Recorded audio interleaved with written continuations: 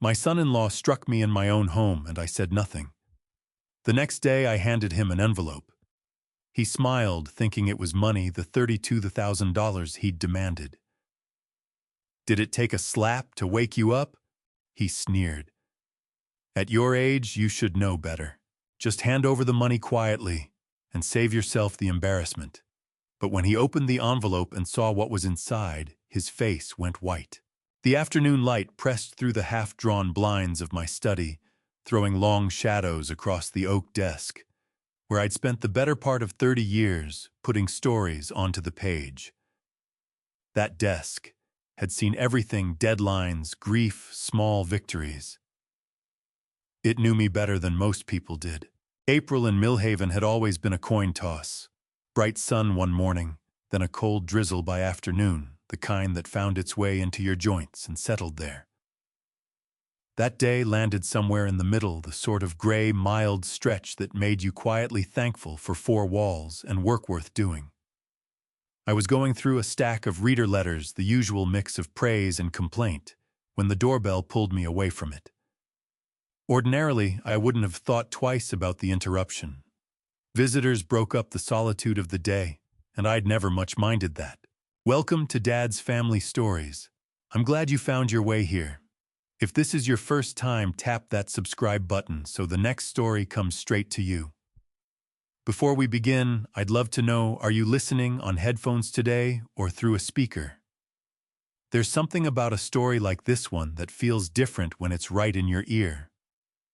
A quick note: some details in this story have been shaped for the purpose of telling it. Names and circumstances are fictional, and any resemblance to real people or events is coincidental. What matters is the truth underneath it. Fan mail had slowed since my last novel came out 2 years ago, but the occasional handwritten envelope still found its way to my door. This one, though, wasn't a letter. It was my son-in-law. Vincent Kerrigan stood on my porch with his hands shoved deep into the pockets of an expensive wool overcoat I knew he couldn't afford.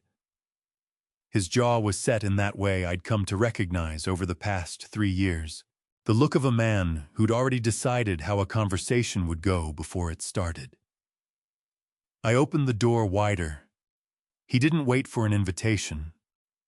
The pleasantries lasted about 30 seconds. No small talk about the weather or Adara or how business was going. He got straight to it. Right there in my living room, moving back and forth in front of the fireplace like something trapped. $32,000. That's what he needed, not wanted needed. His consulting firm was going under, he said. Clients had pulled out. Bills were stacking up. If he didn't come up with the money by the end of the week, everything he'd built would collapse, and Adara, my daughter, would lose everything along with him. I'd heard versions of this speech before. Smaller amounts, different disasters. A few thousand here for a failed investment, 5,000 there for an unexpected tax bill. I'd stepped in twice before against every instinct I had. The money never returned. The promises always did. This time I said no. The word hung in the air between us like smoke. Vincent stopped moving. His face cycled through expressions I couldn't quite name. Disbelief, then anger, then something else I wasn't ready to look at too closely. Then he stepped closer. I don't recall exactly what he said next. Something about loyalty, about family, about how a real father would stand behind his daughter's husband. His voice kept climbing. My study door was still open at my back, and I caught sight of Adara at the top of the stairs, one hand wrapped tight around the railing. She'd come with him. I hadn't even realized she was there. I looked up at her, hoping for something, support maybe, or at least some signal that she understood how unreasonable this was. But she just stood there, frozen, her face giving me nothing. That's when Vincent's hand came up. The slap wasn't dramatic. It wasn't the kind of blow you see in movies where someone draws back and swings with everything they've got. It was fast, sharp, and deeply humiliating. The sound cracked through the room like a gunshot. My head whipped to the side and I tasted something metallic. For a moment, none of us moved. Then Vincent's voice cut through the stillness, low and measured. He leaned in close enough that I could smell the coffee on his breath. "You'll regret this," he said. Not a threat exactly. A promise. I heard something hit the floor behind me. My hand went to my face, more reflex than pain. And I turned to find Vivian's picture frame shattered on the ground. It had been sitting on the narrow table by the door. The one piece of her I kept out in the open, where I could see it every day. The glass had splintered across her face, fracturing over her smile like a web.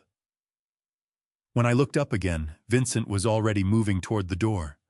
Adara hadn't left her spot on the stairs. Our eyes met for a half-second. Hers wide, mine probably wild.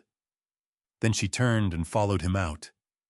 I heard the door slam, then the sound of a car engine turning over, then silence.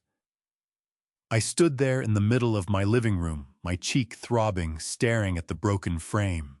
Vivian looked up at me through the cracks, her expression caught at that moment 2 years ago when she didn't know the cancer had already spread, when she still believed we had time. My phone started buzzing in my pocket once, twice, 3 times in quick succession. I pulled it out with unsteady hands. Text messages, all from Vincent's number. I didn't read them. Not yet. I just held the phone, watching the screen light up again and again, each buzz a small jolt against my palm. The afternoon sun had shifted, and the room felt colder than it had an hour before. Outside, a dog was barking somewhere down the street. Ordinary sounds. An ordinary day in an ordinary neighborhood, except that nothing felt ordinary anymore. I crouched down and picked up the frame, taking care not to catch my fingers on the glass. A shard broke loose as I lifted it, drawing a thin line across Vivian's cheek in the photo. I ran my thumb along the jagged edge. $32,000, a slap, a broken picture frame. My daughter standing on the stairs like a statue. The phone buzzed again and again. I looked at the screen. 7 messages, then 8. I set the frame back on the table glass and stood there looking at it. Vivian's eyes were aimed past me, fixed on something I couldn't see. For the first time since she died, I had no idea what she would tell me to do. The phone kept buzzing. I kept staring. And somewhere beneath the shock, beneath the ache spreading through my jaw and the sick weight in my stomach, a different kind of cold began to take hold. Not anger yet. Not quite. Just the slow, creeping certainty that something had shifted. That the man who just walked out of my house wasn't going to stop. That what was happening on that phone was only the beginning. I didn't answer. Not that night. I just stood there in the dimming light, holding Vivian's broken frame, listening to the phone buzz itself into silence. By the time the sun went down, my phone had become a weapon. 47 messages. I counted them twice, though I couldn't tell you exactly why the number mattered. Maybe because fixing on a count was easier than sitting with what those messages actually said. Most were from Vincent. Clipped sentences that opened as apologies and turned into something uglier as they went. Then longer paragraphs about misunderstandings, about stress, about how I was making too much of it. Adara's messages came in between his softer in tone, but somehow worse. She asked me not to tell anyone, said it would destroy everything they'd worked for, begged me to think about the family. I didn't sleep, couldn't. Every time I shut my eyes, I saw her standing on those stairs, not saying a word. When morning finally came, I knew what I had to do. Not because I'd mapped it out overnight, or because some clear, righteous resolve had formed while I lay there. I was just exhausted, worn down by the buzzing phone and the dull ache in my jaw, and the weight of sitting alone in a house that had grown too large and too quiet. Colette Danning's card was still in my desk drawer, where I'd filed it 3 years back. We'd met at a library fundraiser in the days when Vivian was still well enough to go to those things. Colette had been the keynote speaker, a criminal defense attorney, who'd built her reputation getting innocent people out of prison. We'd stayed in loose contact since then. Birthday cards, the occasional email about books. I called her office at 8:00 in the morning. Her assistant put me straight through, which told me something about the way I must have sounded. Her office was downtown, tucked into one of those old brick buildings Millhaven had spent the last decade trying to preserve. The elevator was old enough to have a cage-style freight elevator that groaned the whole way up to the 4th floor. Colette met me at the door herself. No handshake, no preamble. She took one look at my face and waved me in. Her office smelled of old paper and strong coffee. A mahogany desk anchored the room, buried under case files and yellow legal pads filled with her tight, precise handwriting. She poured me a cup without asking and settled in across from me. I told her everything. The doorbell, the request for money, the refusal, what came after. My voice stayed level the whole time, which caught me off guard. It felt like recounting something that had happened to a stranger. She didn't interrupt, just kept her pen moving across the legal pad, steady and quick. When I finished, she set it down and looked at me. "Did anyone else see this happen?" she asked. I thought of Adara on the stairs. My daughter, she was there. Colette's expression didn't shift, but something moved behind her eyes. "Will she support your account?" I didn't answer right away, because I genuinely didn't know. And that not knowing felt like its own kind of wound. "I don't think so," I said at last. She nodded slowly, as if she'd been expecting that. "Then we need evidence. Security cameras, neighbors who may have heard something." That's when it came back to me. The doorbell camera. I'd had it put in the previous spring after a package vanished from the porch. Vivian had laughed at me for it. Said I was turning into one of those anxious suburban types who checks their phone every time a leaf skitters across the yard. She wasn't wrong, but I'd kept it anyway. Colette's expression shifted when I told her. Not quite a smile, but close. "You have the footage on my phone. 30 days of footage automatically saved." She rose from her seat. "Show me." We gathered behind her desk while I opened the app and mirrored it to her monitor. The clip took its time loading, buffering the way technology inevitably does at the worst possible moment. And then there it was. My front porch. The corner of the screen stamped with yesterday's date. Vincent stepping into frame. I'd told myself it would be easier to watch than to relive. That turned out to be wrong. No audio, but it didn't matter. The picture said everything. Vincent's arm moving my head, jerking sideways, the frame sliding off the table. Adara's shape hovering at the top of the stairs, half hidden by the doorway. Faint, but unmistakably there. Colette ran it through twice without a word. When she finally leaned back, her face was composed. "That's assault," she said. Not raising it as a possibility, stating it as fact. Documented, provable, no gray area. And your son-in-law was a fool not to look for a camera.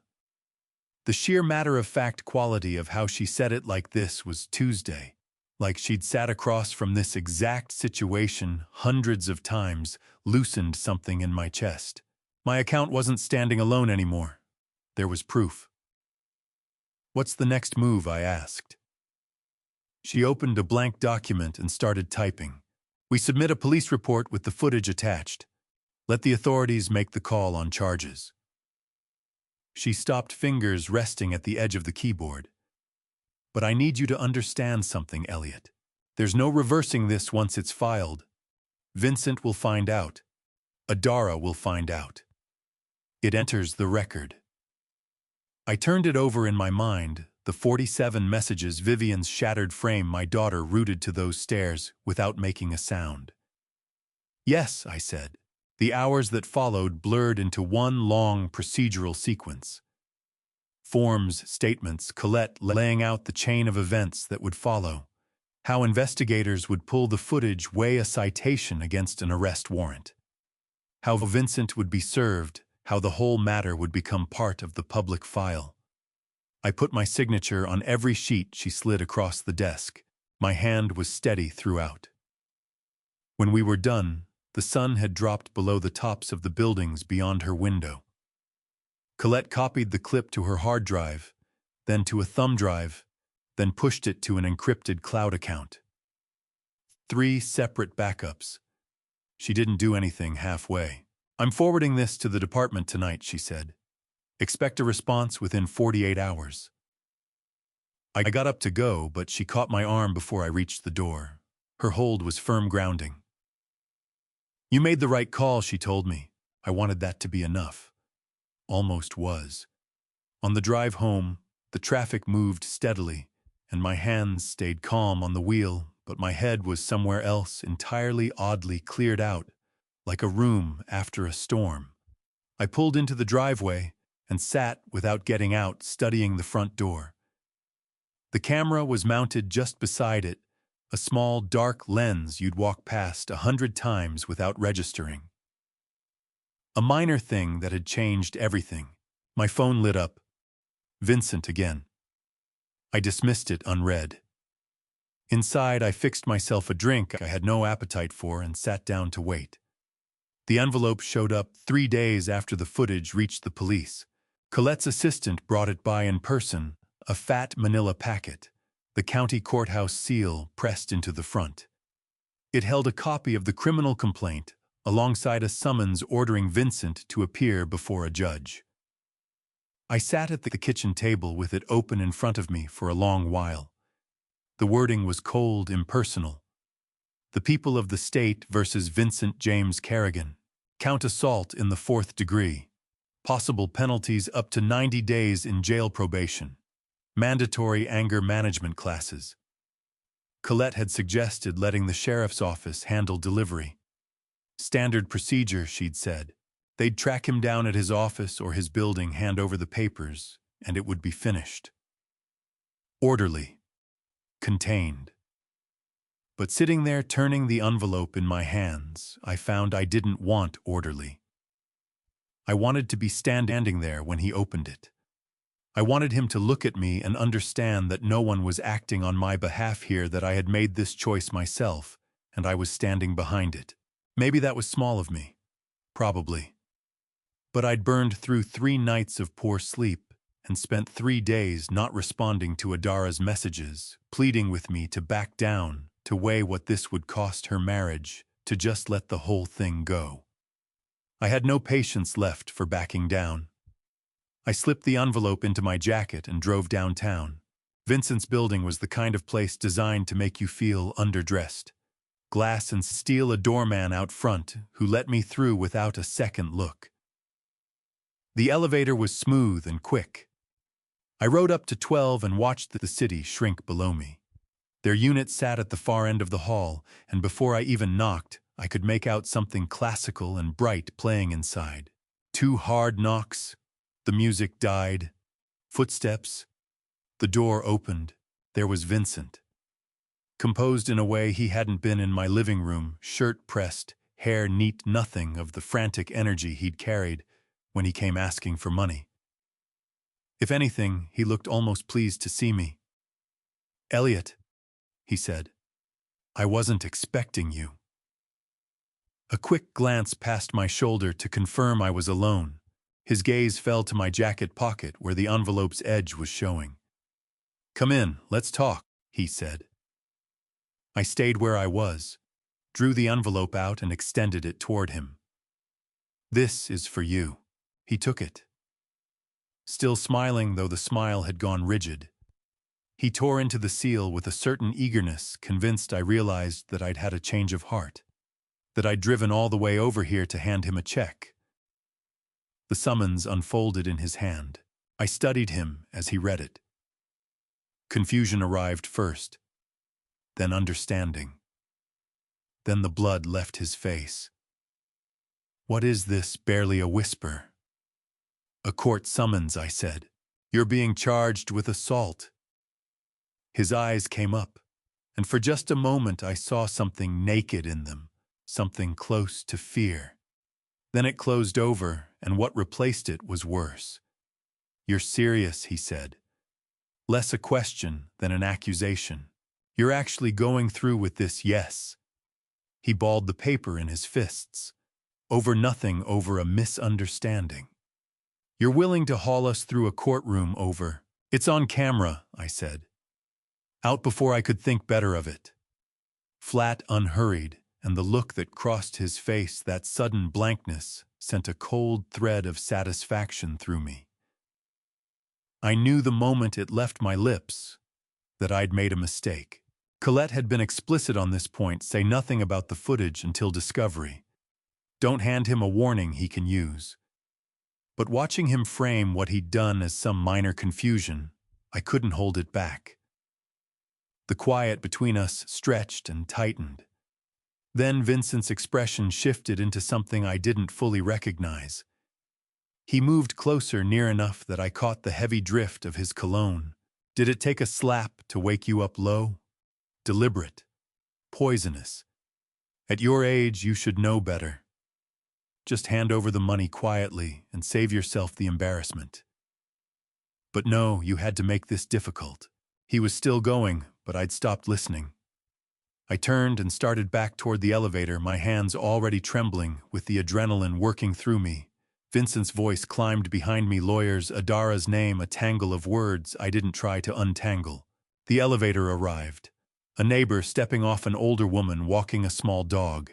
She clocked Vincent, raging in the doorway, and kept her eyes down as she slipped past. I got in and hit the button for the garage. The doors drew shut and cut him off. The ride down felt twice as long as the ride up. I pressed my shoulders against the wall and tracked the floor numbers, willing my breathing to level out. It's on camera. What had possessed me to say it? What had I imagined would happen? I'd handed him a runway. Time to retain counsel, time to build some alternate version of events. Colette was not going to take that news well. The garage was dark and cool. I got into my car and sat. My hands still had a faint tremor. I held the wheel until it passed. The goal had been to watch his face when he read the summons. I'd gotten that. But I'd paid for it. Now he knew about the recording. Knew I was holding something and any chance he might have absorbed this quietly was gone. I pulled out and merged into traffic. The route home felt drawn out, every red light, a small theater where my mind replayed the scene. His expression cracking open over the summons. His voice dropping the instant I mentioned the camera. The ugly little flicker of pleasure I'd felt getting the drop on him. By the time my driveway appeared, that pleasure had gone stale. What was left was closer to regret. Or just bone-deep tiredness. My phone buzzed. Colette's summons delivered. I wrote back, yes. Left everything else out. Not yet. Maybe not ever. I got out of the car and went inside, pulling the door shut behind me with more force than I meant to use. The house was quiet. Too quiet. I stood in the entryway looking at the bare spot where Vivian's frame used to be, wondering what she'd have said about the way I'd handled things. Probably that I was a fool. That I'd let my own pride override good judgment. She would have been right. Adara's text came through on a Tuesday morning, 10 days after I'd handed Vincent the summons. Short and stiff, like a message from a colleague rather than a daughter. Can we meet today, if possible, the coffee place on Maple? No greeting, no preamble, just a request that had the weight of a demand. I nearly said no. Nearly typed back that she could come to the house, sit in the same living room where her husband had put his hand across my face, and we could have a real conversation there. But something in the flatness of her tone made me stop. I sent back 2 Ozdrips. The coffee shop was one of those places with exposed brick walls and Edison bulbs dangling from the ceiling, and a chalkboard overhead listing drinks with names I'd never bothered to learn. I ordered plain black coffee and took a seat near the window. Adara came through the door 15 minutes late. When she finally sat down across from me, I had to look twice. She'd lost weight. Her eyes were shadowed, her hair pulled back in a way that aged her past 36. She didn't order anything. Just settled into the chair, folded her hands on the table, and got to it. "Thanks for coming," she said. "Dad, you need to drop this.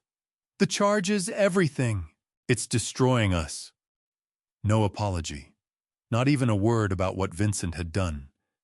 Just straight to the part where I was supposed to make it disappear. "But he hit me," I said quietly.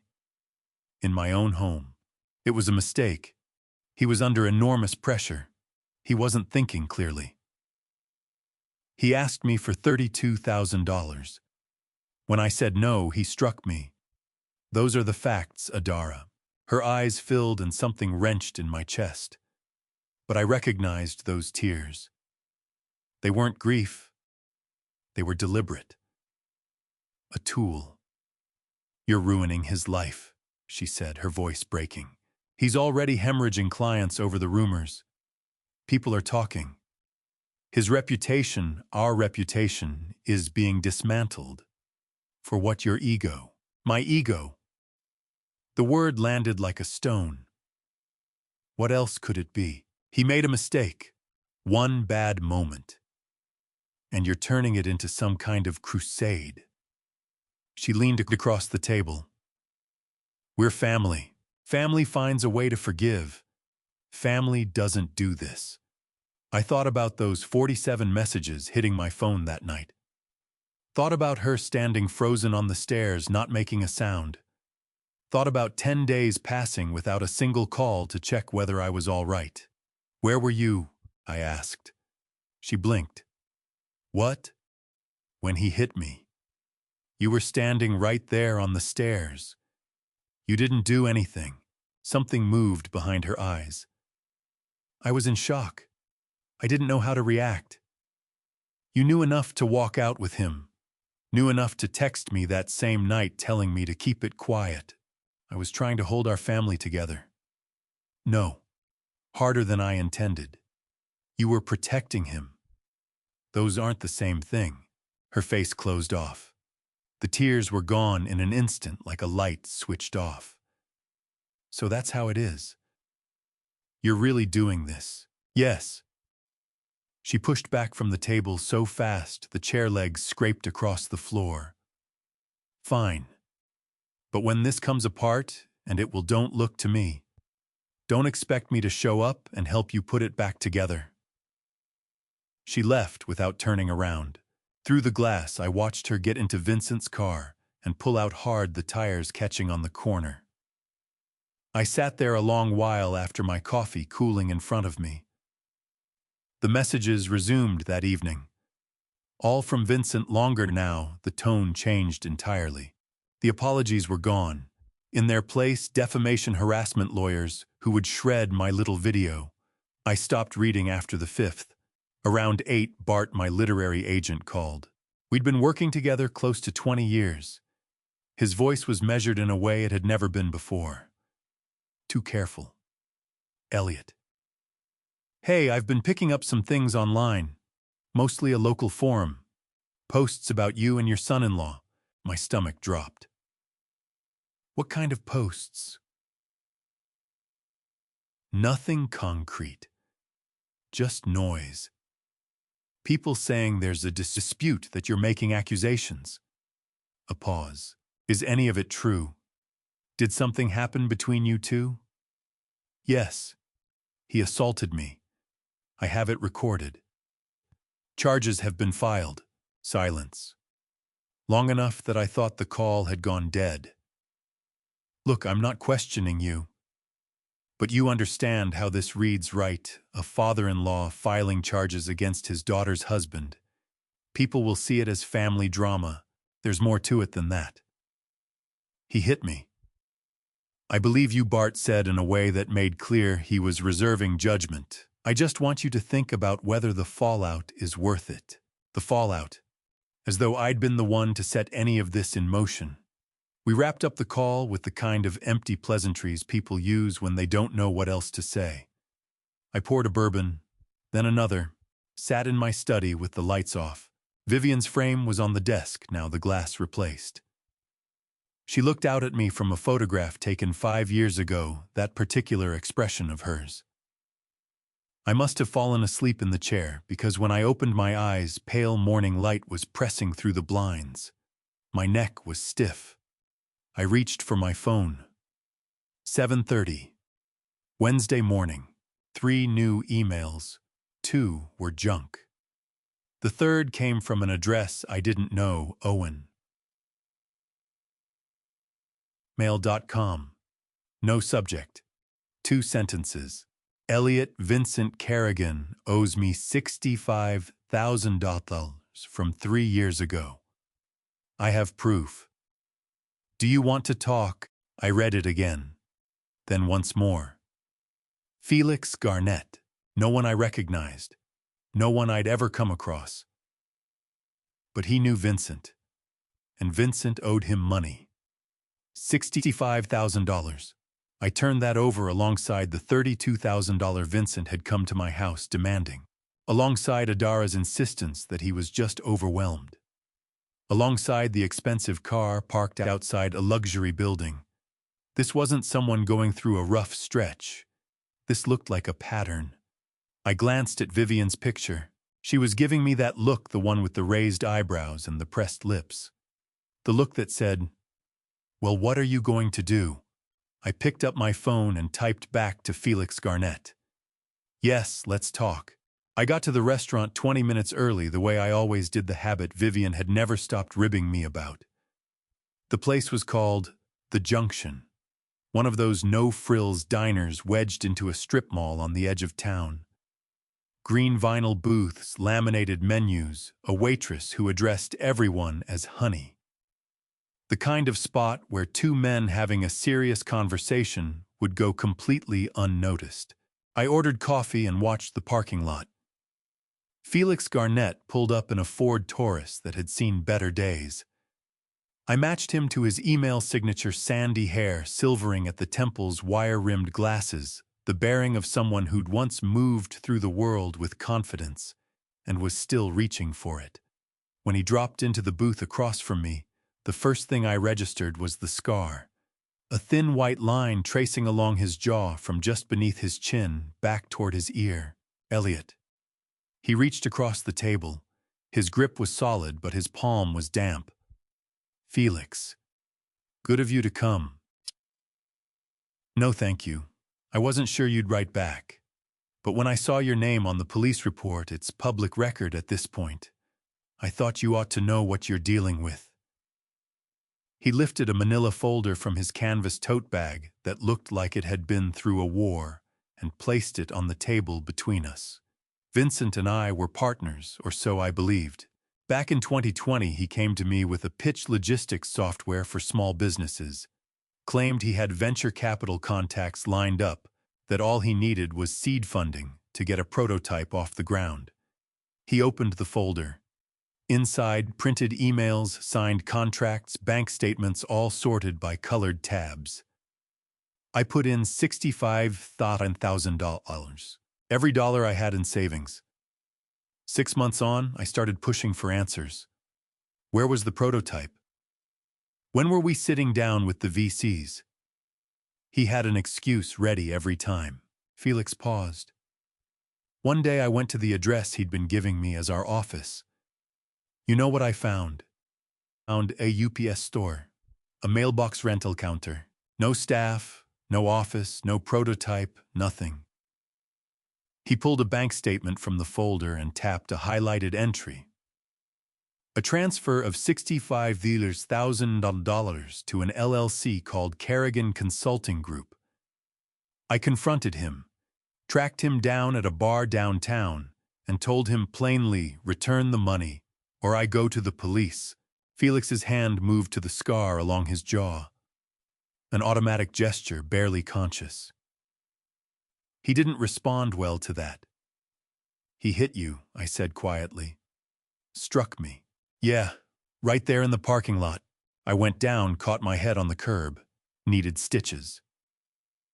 He held up his phone, a photo from the emergency room. Face swollen and bruised, blood soaking his collar. I filed a police report. Was going to pursue a civil suit as well. What stopped you? Your daughter called me. The words had hit like a fist. I'm sorry. I thought you deserved to know. She reached out 2 days after I filed. Said her husband had made an error, that he was carrying enormous stress, that I was making more of it than it warranted. She asked me to let it go. Said that if I kept pushing, it would destroy everything they'd built. She wept over the phone. Told me they were trying to start a family. He took a sip of his coffee. I nearly went along with it. But then my attorney received a threatening letter from Vincent's lawyer, drop the complaint, or face a defamation countersuit. The legal costs alone would have wiped me out. So I walked away. Absorbed the loss. I looked at the papers laid out between us on the table. Adara hadn't simply stood by while Vincent worked. She'd been an active participant, calling his victims, leaning on them to back down. You're certain it was her without question. She gave her name as Adara Kerrigan. Said she was reaching out because she loved her husband and was trying to make things right. Felix leaned in. I'm telling you this because you need a clear picture of what you're facing. This isn't just Vincent. It's the two of them. They operate as a team. The diner seemed to shrink around me, the light too sharp. Do you think there are more people? I asked. Felix gave a slow nod. Almost certainly. Men like Vincent don't stop at one. They find someone, drain them, and move to the next. They're not impulsive, they're methodical. I thought about the $32,000 Vincent had come to my house demanding. Thought about the upscale condo and the tailored clothes. Vivian had a brother. I heard myself say the name. Clifford. I remembered him mentioning financial difficulties a while back. And there was a cousin, Lorinda Quillon. Lives in Nevada. Felix uncapped a pen. Do you have contact details? I can track them down. He pushed a business card across the table. Get in touch with them. Find out whether Vincent ever approached them. If he did, and if they're willing to talk, we can start to establish a pattern. Make it a lot harder for him to write all of this off as family misunderstandings. We talked for another half hour. When we finally got up to go, he put a hand on my shoulder. Watch yourself. Vincent gets dangerous when he feels cornered. And your daughter, I don't know what kind of hold he has over her, but she's in this deep with him. You need to be prepared for that. On the drive home, the streets felt like they belonged to a different city. Felix's words kept replaying. Your daughter called me. She wept on the phone. They work as a unit. Back in my study, I dug out the old address book, the paper one Vivian had insisted we keep. Found Clifford's email address written out in her hand. Found Lorinda's too, with a small note beside it. Sends lovely cards every year. Remember to reciprocate. I found myself wondering what Vivian would say if she could see what Adara had become. Whether she'd spotted something in her that I'd looked right past.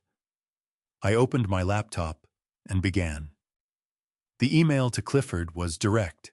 A brief account of what had happened with Vincent.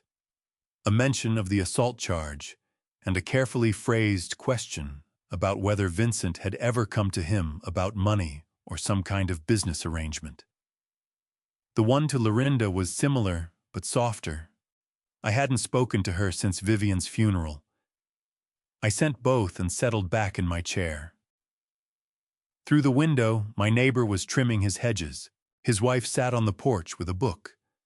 A normal Saturday afternoon playing out like nothing had changed. Except everything had. My daughter wasn't the person I had believed her to be. Maybe she never had been. And somewhere beyond my window were other people, people like Felix, who'd trusted Vincent and paid dearly for it. People Adara had helped him hurt. I thought about her tears in that coffee shop, the precision of it, the timing. She hadn't been fighting for our family. She'd been running interference for their operation. My phone buzzed. A reply from Clifford already. "Call me. We need to talk." I sat looking at those 5 words for a long time before I picked up the phone. Lorinda's call came on a Wednesday afternoon, 3 weeks after Vincent had struck me. Her voice was careful and measured the way someone sounds when they don't yet know where a conversation is going. "Elliot, it's Lorinda Quillen, Vivian's cousin. I got your email. I'd nearly forgotten I'd sent it. So much had piled up since Felix's scarred jaw, Adara's calculated tears, Clifford's terse reply. Lorinda, I appreciate you calling. I wish I were reaching out under better circumstances. You asked whether Vincent ever approached me about money. The answer is yes. $48,000. I lost every cent. The figure struck me like something physical. Another victim. Another elaborately constructed lie. Can we meet? I know you're in Nevada, but I need to hear this face to face. I need to see the documentation." She paused. "That's a long way, Elliot. I'll leave tonight." And I did. The interstate unfurled ahead of me, the landscape growing emptier the further south I drove. I left Millhaven just after sunset, watching the familiar greens of the Pacific Northwest fade into high desert scrub, then into Nevada's wide brown emptiness. 10 hours. I stopped once at a truck stop just past the Oregon border, got coffee that tasted like it had been warming on the burner since dawn. Back on the road, the dark came down fully.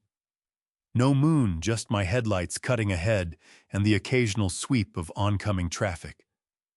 Somewhere around 2:00 in the morning, crossing into Nevada, something settled in my chest. Not anger anymore. Something quieter and more precise, a kind of clarity that only comes when you've been driving long enough through darkness that everything inessential falls away. Vincent hadn't just wronged me. He'd constructed a system, a method. And somehow threaded through that system was Vivian. I reached Lorinda's place as the desert sun was already climbing hard. She lived in one of those retirement communities, neat rows of tan stucco bungalows baking in the heat. She answered the door before I'd finished knocking. 70, maybe. Gray hair, drawn back, reading glasses on a chain. Vivian's eyes. That stopped me cold. The same shade of hazel. "You look worn through," she said. "Come in. I'll put on tea." Her living room was tidy and full photographs covering every surface, and there on the mantel a picture of Vivian from years back. Some family reunion I hadn't made it to. Lorinda brought tea in small china cups, settled into her chair across from me, and set a cardboard file box on the table. I kept everything she said. My daughter kept telling me I was holding on to things I should let go of, but I couldn't bring myself to do it. The box held a full record: contracts, emails, bank statements, all sorted with careful precision. Vincent came to me in 2021, presented himself as a financial consultant with ties to the medical device industry. There was a company, he said, developing monitoring equipment for diabetes patients on the verge of going public. Get in before the IPO, and I'd triple my investment within a year. She drew out a prospectus, slick and convincing, glossy paper charts and projections, a company called Apex Link Systems.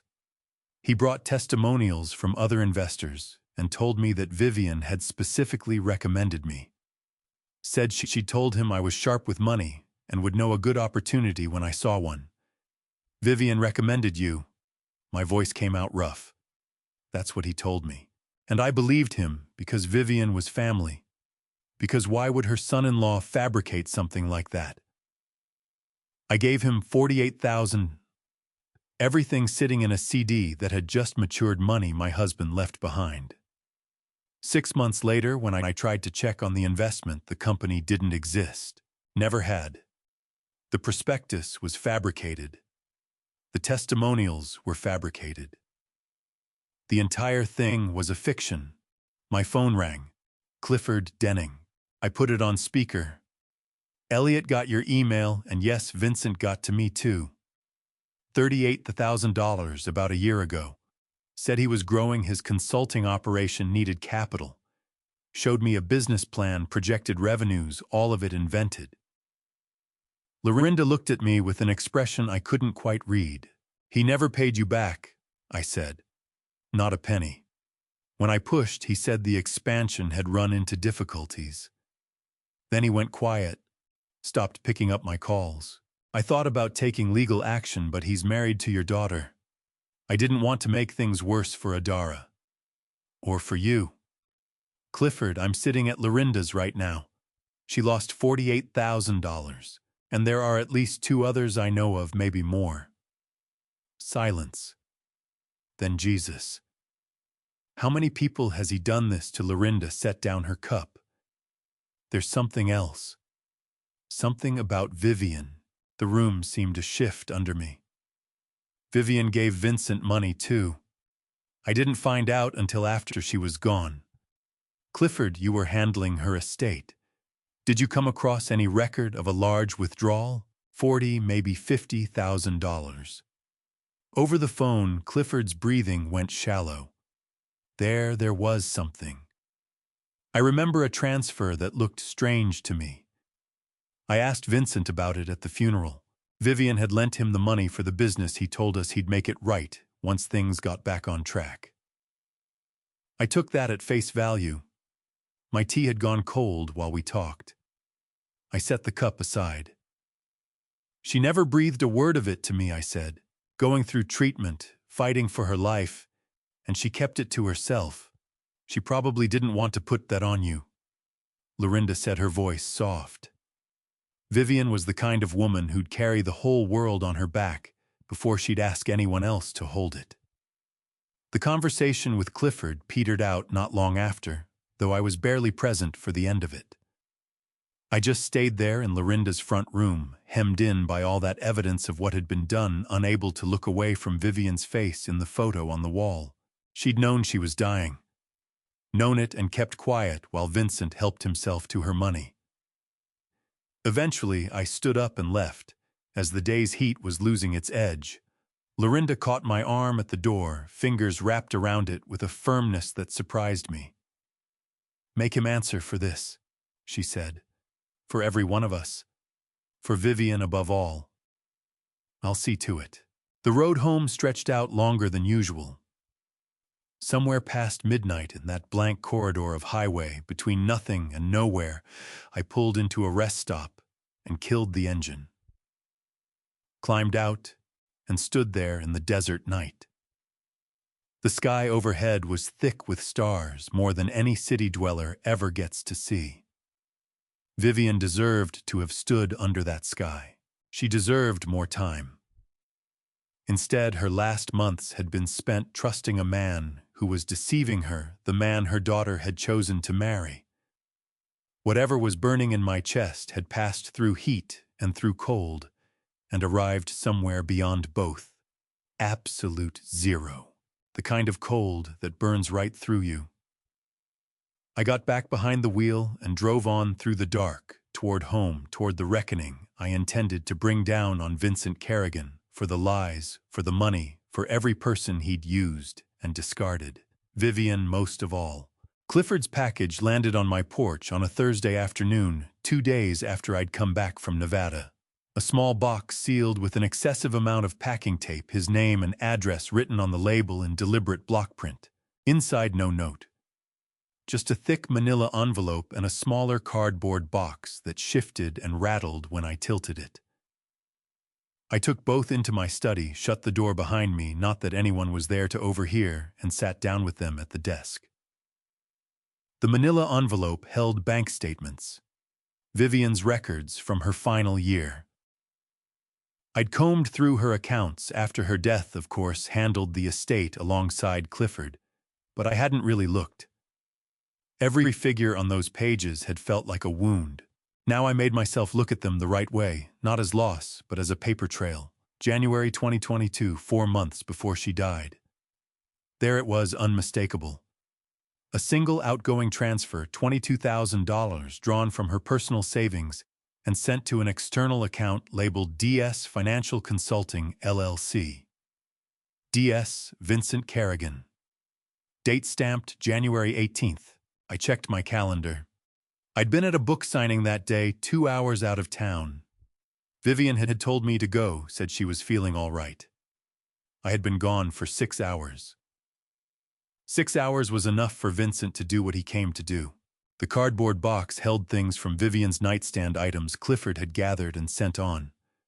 Her reading glasses, a paperback thriller with a bookmark still in it, and at the bottom of it all a small leather journal I'd never seen before. I opened it with care. Her handwriting across every page, not a diary in any traditional sense, more a running record, treatment notes, medication schedules, private thoughts. The final entries ran from January through March of 2022. I read them. January 15th. Vincent stopped by this afternoon. Elliot was away at his signing. He looked troubled. He said his mother in Pittsburgh was facing emergency surgery. The insurance wouldn't stretch to cover all of it. He wondered whether we might be able to help. $22,000. A serious sum. But what do you say when someone's mother needs an operation, when it's life or death? Adara would want me to step up. January 18th. Sent the money today. Vincent passed along an account number. Framed it as a business account, simpler for wire transfers, he said. He'll return it once his mother is through the worst of it. I haven't told Elliot. No need to add to his worries. February 3rd. Heard from Vincent. His mother is on the mend, getting stronger. He can't stop thanking us. He says we saved her. It's a good feeling to still matter, to still do something useful, when so often lately I feel like I'm just running out the clock. March 12th. Vincent still hasn't mentioned repayment. I could bring it up, but it feels wrong to rush someone whose mother just had surgery. These things take time. I'll give it more. After that, the entries grew thin and uneven, Vivian's hand increasingly unsteady on the page. No more mention of the money. Only pain scores and appointment times. I shut the journal. Set it flat on the desk. My hands weren't steady either. There was one more thing in the box, a printed email. Vivian was old-fashioned like that. She always put paper copies of things that mattered in a folder somewhere. The header read, "From Vincent Kerrigan to Vivian Harmon." Date January 20th, 2022. Subject: Thank you. Dear Mom, Vivian, I can't express how grateful we are for your generosity. The surgery went well, and the doctors say my mother should make a full recovery. You quite literally saved her life. When I told her it was you who helped, she cried. We'll pay you back as soon as we're able. With love and gratitude, Vincent. I read it 3 times through. Then I went looking for his mother's name, tracked down his family on a genealogy site. His father had been gone for 10 years. His mother was in a nursing home in New Jersey, still living. No surgery had taken place, no emergency, no medical crisis of any kind. The email was invented whole cloth. Every word of it a lie. Vincent had extracted $22,000 from my dying wife by conjuring a catastrophe that existed only in his telling. He'd signed that email Mom Vivian while Vivian was lying in bed some mornings trying to work up the will to eat. I got up and went to the window. The neighborhood outside was winding down into evening ordinary as ever. Someone had a grill going, charcoal smoke drifting through the air. A child coasted by on a bike. The sheer mundaneness of it felt like an insult. Vivian had gone to her grave certain she'd done something that mattered, that she'd been part of saving a life in her final months. And she'd written it herself. Adara would want me to help, our daughter. The same woman who had stood at the top of those stairs watching her husband's fist connect with my face, who had gotten on the phone with Felix Garnett and leaned on him until he withdrew his complaint. Vivian had handed Vincent that money for her daughter's sake, believing it was what a devoted mother would do. I returned to the desk and lifted the bank statement, eyes moving to the names I'd jotted on a notepad beside it. Felix Garnett, $65,000. Lorinda Quillon, $48,000. Clifford Denning, $38,000. Vivian Harmon, $22,000. Then me. The $28,000 I'd passed to Vincent and Adara across the years, one promise of repayment after another that dissolved into nothing. Total $201,000. That was the sum of what Vincent Kerrigan had taken. Not from strangers off the street, from the people closest to his wife, the ones who'd welcomed him and believed in him. I lowered myself into the chair. Vivian's journal still lay open to that entry, the handwriting so full of quiet hope. That feels good to help, to still be useful. She had just wanted to matter, and he had turned that against her. Night came on. I left the lights off and sat there in the dark, her documents fanned out across every surface like a case file waiting to be opened. Vincent hadn't only taken money. He'd robbed Vivian of her peace of mind, of her final months, of the quiet satisfaction of believing at the end that she'd left something good behind. The next morning, I would bring everything to Colette, every statement, every page, every piece of proof, and make certain that what Vincent had done to Vivian was entered into the official record. But that night, I just sat there in the dark with my wife's journal in my hands and let the full weight of it settle over me. Not only what he'd done to me, what he'd done to her. To all of them. A week after that night in my study on a Friday morning, Petra Villanueva called. Her tone on the line was measured and professional. Mr. Harmon, I'm Petra Villanueva. I cover investigations for the Millhaven Courier. Felix Garnett passed along your number. He thought you might have something worth talking about. I'd half expected the call.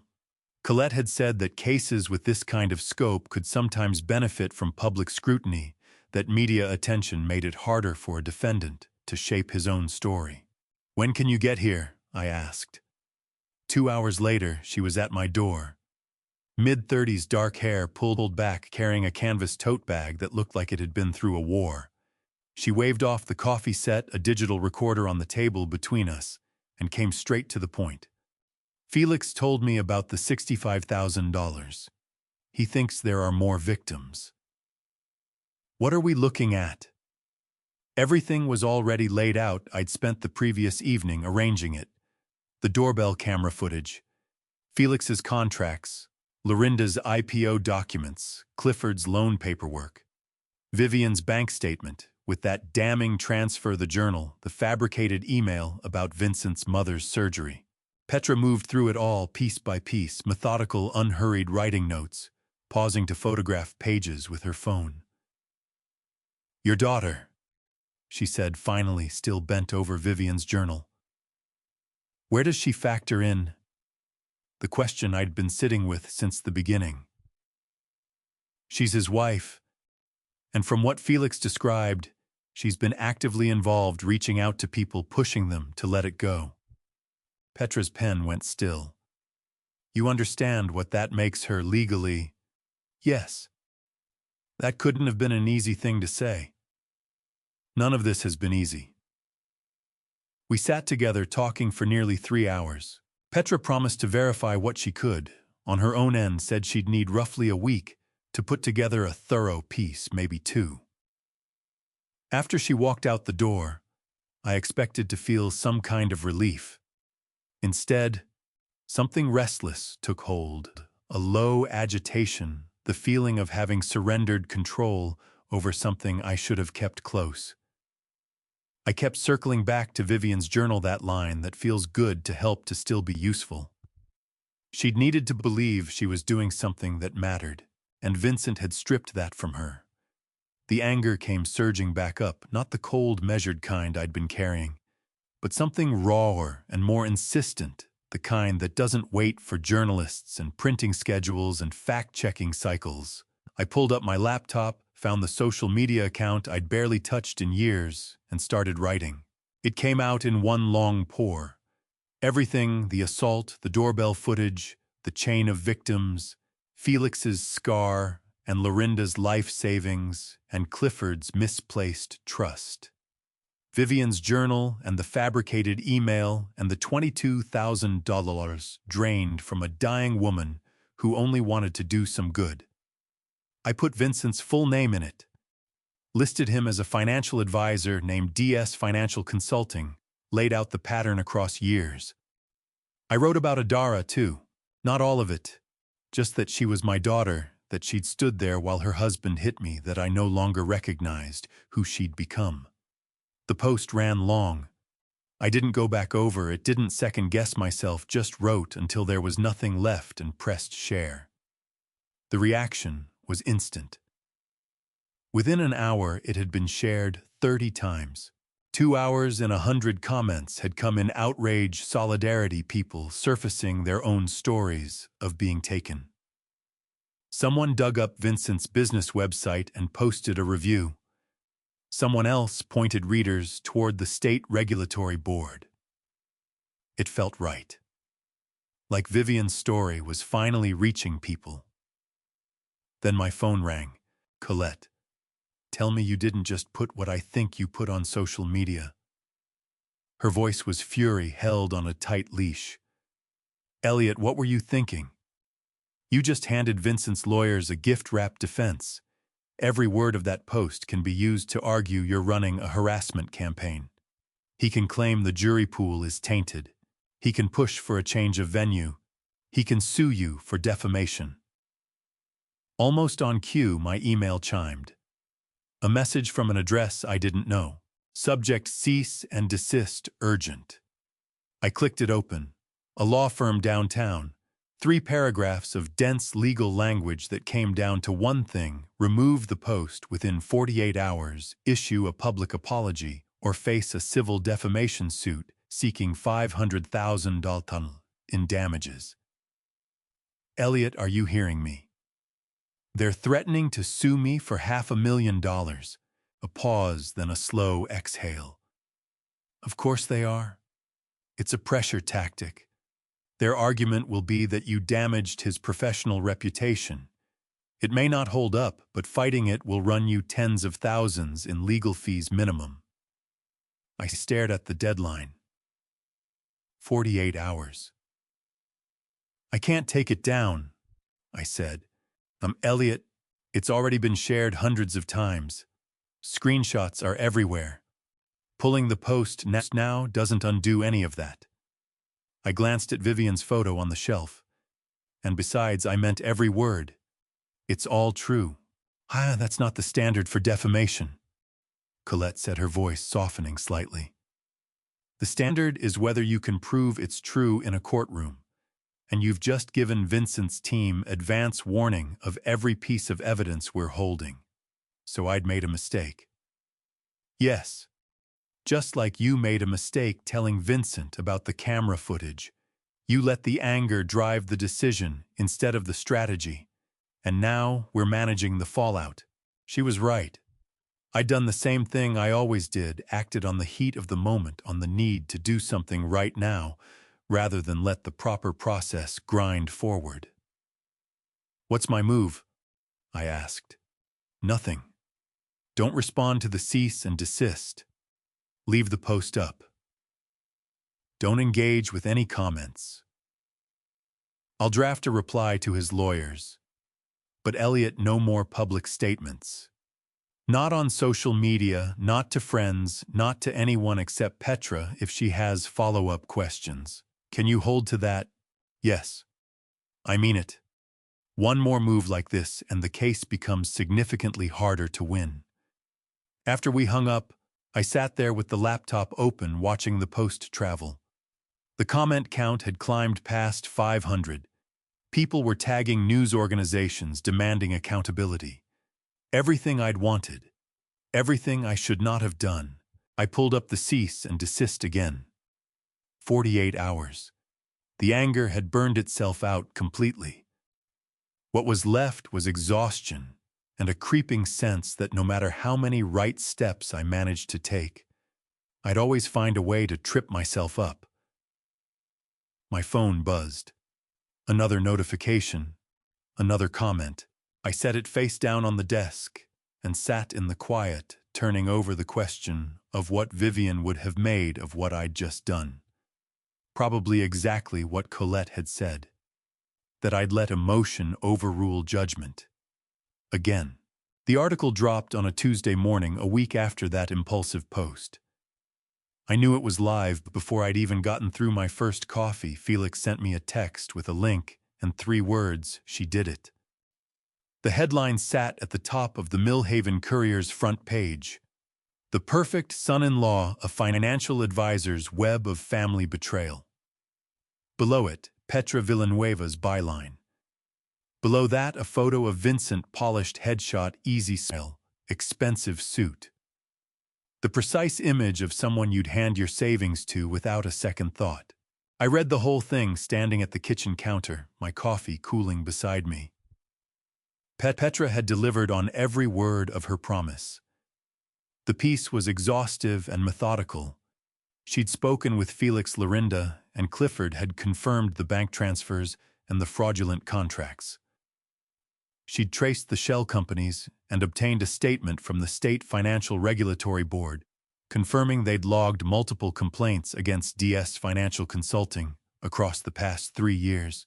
She'd written about Vivian one paragraph built around the journal entry, the fabricated email about Vincent's mother's surgery, the $22,000 that had left Vivian's account 4 months before she died. Petra had even pulled records establishing that Vincent's mother was alive and residing in a New Jersey nursing home with no history of any emergency surgery. The piece didn't editorialize. It didn't need to.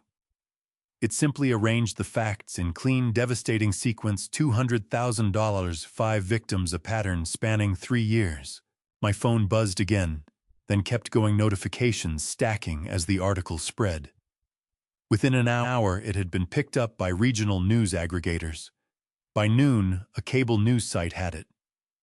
The comments filled with anger, with calls for prosecution, with demands that Vincent's professional license be pulled.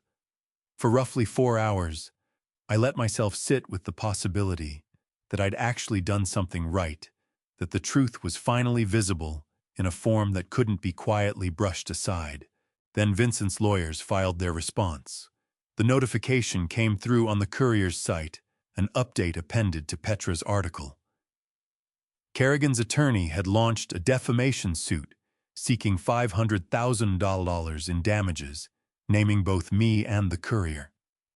They'd also filed a motion to delay the criminal trial, arguing that the volume of media coverage had rendered a fair proceeding impossible. I called Colette. "I saw," she said. "The delay motion, the judge will see through it. But there's something else." She paused. "The motion includes a subpoena request for your daughter. Their claim is that she can testify you've been orchestrating a campaign against him." The kitchen shrank around me. Adara wouldn't. Wouldn't she? I had no real answer to that. The email from Adara landed that afternoon. Subject line: "Are you happy now, Dad? I was placed on administrative leave today, pending investigation into my association with an ongoing fraud case." Those were my supervisor's exact words. "Do you have any idea what you've done? 7 years I've worked at that agency, and now I'm suspended because my father decided to wage a public war against my husband. You couldn't just let it go. Couldn't handle it privately. Had to make it a spectacle. Had to ruin everything we've worked for. I hope it was worth it. Don't contact me again. E." I sat with that email a long time, reading it over and over, sifting through it for some trace of the daughter I'd raised. That girl would never have written this. Would never have reduced 7 years of professional work to everything we've worked for. Would never have looked past every victim named in Petra's article to land only on her own disruption. But maybe that's who she'd been for a long time, and I'd spent years choosing not to see it. My phone buzzed. Not an email, a text unknown number, just an image, no message. I opened it. Vincent and Adara. A selfie somewhere with soft, flattering light. Both of them grinning, not strained, not performing for anyone, just at ease.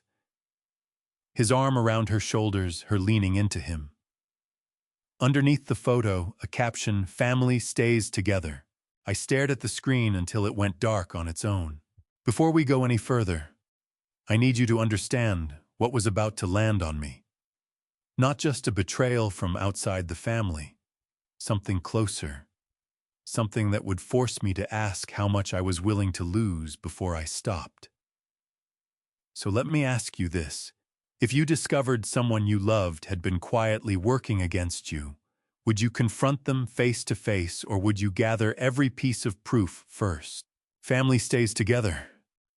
That's what Vincent wanted me to understand. Not merely that Adara had chosen his side, but that she was glad about it, that they were a unit, a team, weathering this together. And I was standing outside that circle looking in.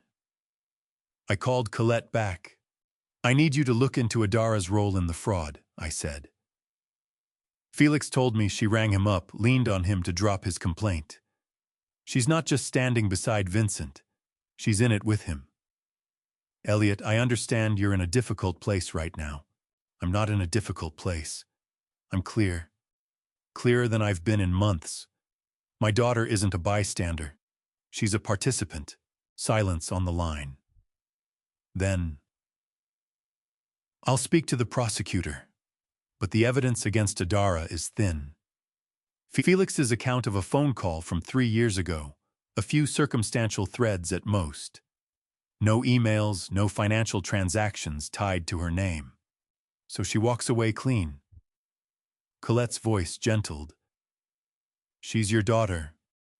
If we pursue criminal charges and they land, she's looking at possible jail time, a lost professional license, a felony on her record. Is that genuinely what you want?" I looked at the photo still on my phone, Adara grinning next to the man who'd hit me, who'd taken money from my dying wife. Family stays together. "I don't know," I said honestly. "I don't know what I want anymore." "Then give yourself time to sit with that. Let me manage the motion to delay. Let the prosecutor handle the criminal case, and in the meantime look after yourself, because this is only going to get harder from here." After we hung up, I pulled Petra's article back up at the kitchen table and read through the comments. Hundreds of strangers calling for justice, but none of them were my daughter. None of them had sent me an email asking if I was happy now. None of them had smiled for a selfie and sent it to me like a challenge. I shut the laptop and took in the quiet of the house. It had been quiet for 2 years ever since Vivian died. But this was a different kind of quiet. The kind that comes when you know no one is coming back. Family stays together. Sure. Just not mine. The preliminary hearing was set for a Thursday morning, 4 days after Vincent had sent me that photo. I hadn't slept properly in any of those 4 nights. Every time I closed my eyes, I saw it. Adara leaning into him, the two of them with easy smiles like they hadn't a care in the world. Colette found me in the courthouse lobby. She looked worn but composed. "How are you holding up?" "I'm here." "That counts for something." She shifted her briefcase. "This hearing is mostly procedural. The judge will review the evidence, hear the arguments about the delay motion, and if she denies it, which she will set a trial date. The video evidence is too strong for that motion to survive. Stay calm, don't react to anything you see or hear, and let me do the talking." I nodded. I'd been nodding for weeks. Moving through steps I didn't fully understand, trusting other people to steer me through something that felt less like a pursuit of justice and more like an endurance test. The courtroom was smaller than I'd pictured. Wood paneling, fluorescent lighting, and American flag stationed in the corner. Colette walked me to the table on the left. The prosecutor, Audra Beckett, was already there, sorting through files. Vincent and Harlow Finch occupied the table on the right. Vincent had on a dark suit that probably cost more than my mortgage payment. His face gave nothing away. I made myself stop looking at him and fixed my eyes on the empty bench instead. The door behind us opened. I turned automatically at the sound of footsteps. Adara. She stood in the doorway, a beat, scanning the room. When her gaze found mine, something crossed her face, guilt maybe, or the edge of discomfort, but she didn't acknowledge me. She moved to the public gallery and took a seat in the back row. Black blouse, simple and professional. Hair drawn back. No makeup. She looked smaller than I remembered her. Thinner, too. Didn't expect her to come, Colette murmured. Neither had I. Judge Constance Ibarra entered. The room rose. She waved us back down and went straight to work reviewing the case file. The hearing unfolded exactly as Colette had described, procedural, almost tedious. Harlow Finch argued that the media attention between my social media post and Petra's article had created a prejudicial atmosphere that his client couldn't get a fair hearing, and that proceedings ought to be postponed until the defamation suit was resolved. Audra Beckett answered with the video evidence which went up on the courtroom monitor. There it was again, Vincent in my living room, my head snapping sideways, Vivian's picture frame going down. The audio was off, but the violence needed no narration. Judge Ibarra watched it through twice, then she denied the motion. And the evidence is unambiguous. She said, her tone flat and measured. The defendant faces a charge of assault. The video record eliminates any reasonable question about whether the incident occurred. Media coverage does not alter that. Trial is set for 4 weeks from today, July 18th. Both parties will receive formal notice. July 18th. 4 weeks.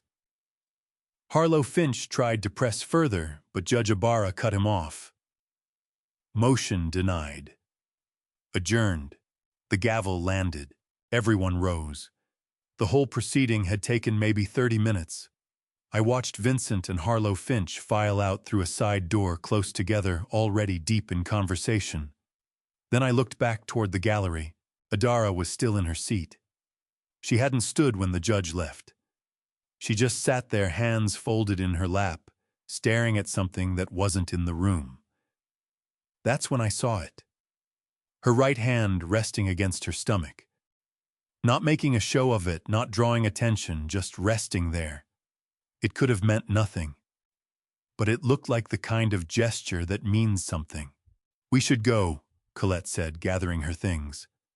I followed her out, glancing back once. Adara was still sitting alone in that emptying courtroom, hand against her stomach, her face unreadable. The house felt more hollow than usual when I walked back in. 4 weeks. 28 days. Then a trial whose stakes amounted to what, exactly? Whether Vincent served 90 days, whether he paid a fine. Vivian's photo was still on the shelf where I'd put it, after replacing the broken frame. I lifted it and ran my thumb along the edge. She would have known what to do. I found out later, long after everything had run its course, after Adara eventually told me what she'd been carrying that day. She'd come from a doctor's appointment that morning, having felt wrong for weeks, fatigued, nauseated in the early hours. She'd had her suspicions but pushed them aside. Not now. Not in the middle of all this. The doctor had confirmed it. 8 weeks pregnant. Conceived sometime in late April or early May, before Vincent had struck me, before everything had split open.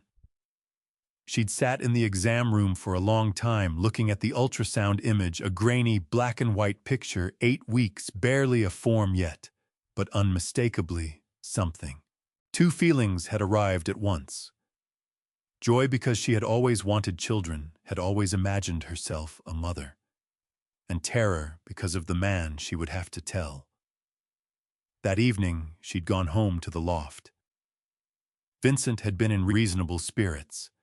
The preliminary hearing hadn't broken his way, but Harlow Finch was confident about the trial.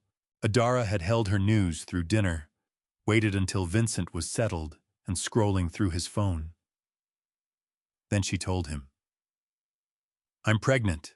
5 seconds of silence. Then Vincent stood up. Something went cold in his expression, something she said she hadn't seen there before. "This is not the time for a baby. Not congratulations. Not a single question. Just a flat refusal."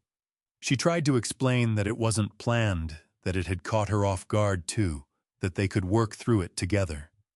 He didn't let her finish. "We're in the middle of a lawsuit. Multiple lawsuits.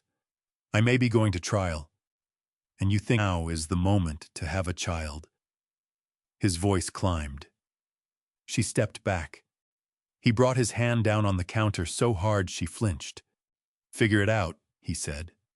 Then he grabbed his jacket and walked out. She stood in that kitchen with one hand on her stomach and the other pressed to the counter. And for the first time since she'd married him, she let herself ask the question, what if I made a mistake, not about the pregnancy, about everything else, but I didn't know any of that then? All I had was 28 days until the trial, a house that was too quiet, and Vivian's photo gathering dust on the shelf. Somewhere on the other side of town, my daughter was living a life I couldn't reach. I took out my calendar and drew a red X on July 18th. 28 days. I'd already waited this long. A little more wouldn't break me. In the 3 weeks before the trial, I fell into a routine that felt less like living and more like keeping my head above water. Wake up, coffee, stare at the calendar, count the days again, check my phone for messages that didn't come, go to bed, start over. Colette called once to confirm logistics, what time I needed to be at the courthouse, what to wear, what to expect. I answered in single syllables. She didn't push. I had no idea that during that same week everything was shifting beneath the surface, that the daughter I believed I'd lost was beginning to find her way back. Not to me, not yet, but towards something that might eventually lead there. I didn't learn any of this until after the trial, when Adara finally told Colette everything, and Colette much later passed it along to me. The subpoena reached the loft on a Tuesday, hand-delivered around noon by a process server. Adara had been working from home, still on administrative leave, filling the hours with freelance consulting, to keep herself occupied.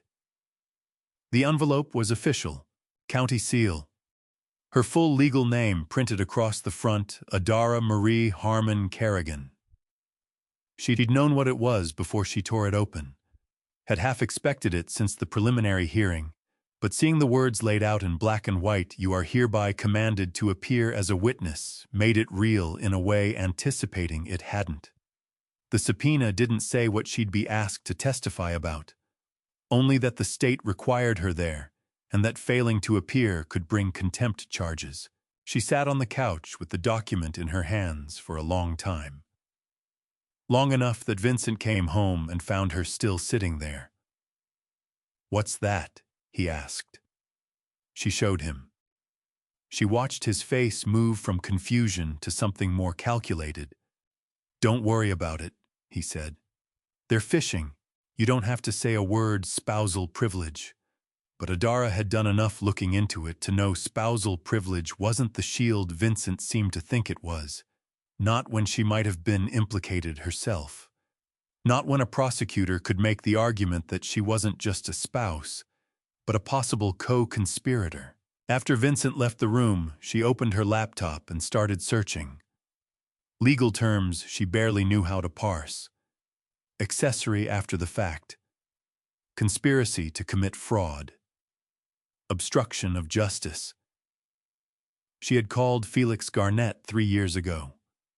Told him to withdraw his complaint against Vincent.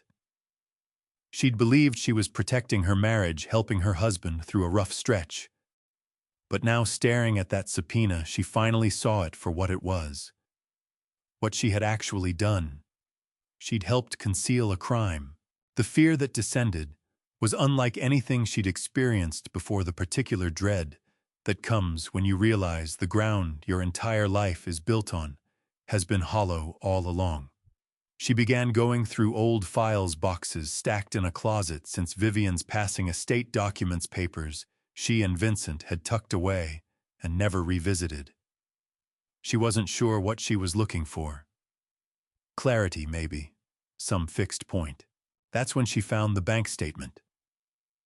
Vivian's account, January 2022. One line: a transfer to DS Financial Consulting LLC. Amount $22,000. DS Financial. Vincent Kerrigan's LLC. $22,000. 4 months before Vivian died. She dug further, found a printed email slipped between other bank statements. From Vincent Kerrigan to Vivian Harmon. Date January 20th, 2022. Subject: thank you. Dear Mom Vivian, I can't express how grateful we are for your generosity. The surgery went well, and the doctors say my mother should make a full recovery. Adara read it twice. Then she picked up her phone and searched for Vincent's mother. Found her listed at a care facility in New Jersey. Alive. No record of emergency surgery. No record of any surgery at all. The email was invented. Every word of it. Vincent had taken $22,000 from her mother. From Vivian. While Vivian was dying of cancer, he had conjured a crisis that never existed and taken money from a woman too generous and too ill to question him. Adara sat on the floor of that closet, papers spread around her, one hand resting against her stomach, where an 8-week cluster of cells was quietly becoming a person. And she thought, he scammed my mother. He scammed me. What kind of family will my child grow up in? She waited until that evening to confront him. Spent the afternoon photographing everything with her phone, the bank statement, the email, every document, and emailed them all to her personal account with a subject line that read, "Keep these." When Vincent came home, she was standing in the kitchen with the papers laid out across the counter. "What's all this?" she asked, holding up the bank statement. He glanced at it. "Old paperwork from your mom's estate. Why, $22,000 to your LLC, 4 months before she died." Something in his composure slipped. Just slightly. Vivian wanted to put money into the business. It was her decision. She was dying, Vincent. She could barely get out of bed, and you asked her for $22,000. I didn't ask. She offered. Adara held up the printed email. And this the story about your mother's surgery, the emergency that never happened. Was that part of what she offered? The silence that followed told her everything. When Vincent finally spoke, his voice had flattened out completely. Vivian gave that money of her own free will. She was old. She was dying. What was she going to do with it? I gave her something worth having a chance to help family, to feel like she still mattered. Adara told Colette later that something broke in her in that moment. She was my mother, Adara said quietly. His answer came without a pause. She was dying anyway. 4 words. Said as if they settled it. Adara didn't respond, didn't argue. She gathered the papers, walked to the bedroom, closed the door behind her, and sat on the edge of the bed with her phone looking at the photos she'd taken. $22,000 stolen from a dying woman, her mother, the grandmother her child would never meet. She opened her contacts, scrolled to a name she'd deleted, and re-added 3 times in the past month. Colette Danning, attorney at law. Her finger rested over the button, but she didn't press it. Not yet. Not that night. She needed to think first, to work out what she was prepared to do, what she was willing to risk for herself, for the baby, for whatever life came next. I knew none of this at the time. All I had was the sense toward the end of June that something had quietly shifted. Colette mentioned in passing that Adara apparently hadn't been returning Vincent's calls for a few days. Probably nothing, Colette said. Couples argue especially under this kind of pressure. I agreed. Probably nothing. But knowing what I know now, it wasn't nothing. It was everything. It was the ground beginning to move under Vincent's feet. Or maybe the beginning of something else entirely. I just couldn't see it yet. The call came on a Monday morning, 2 weeks before the trial. I was at the kitchen table with cold and the discovery documents Colette had sent over, witness lists, exhibit numbers, legal motions I could barely follow. My phone buzzed. Colette's name on the screen. Elliot. She said, her voice taut with something she was working to contain. We need to talk in person. Can you be at my office within the hour? What's going on? Not over the phone. Trust me, you'll want to be sitting down for this. Her office was on the 3rd floor of a red brick building downtown. The receptionist waved me through without a word. Colette was standing at the window, arms crossed, face giving nothing away. Close the door, she said. I did. She pointed to the chair across from her desk. I sat. Adara came to see me, she said. My chest tightened. When? Last Thursday, late afternoon.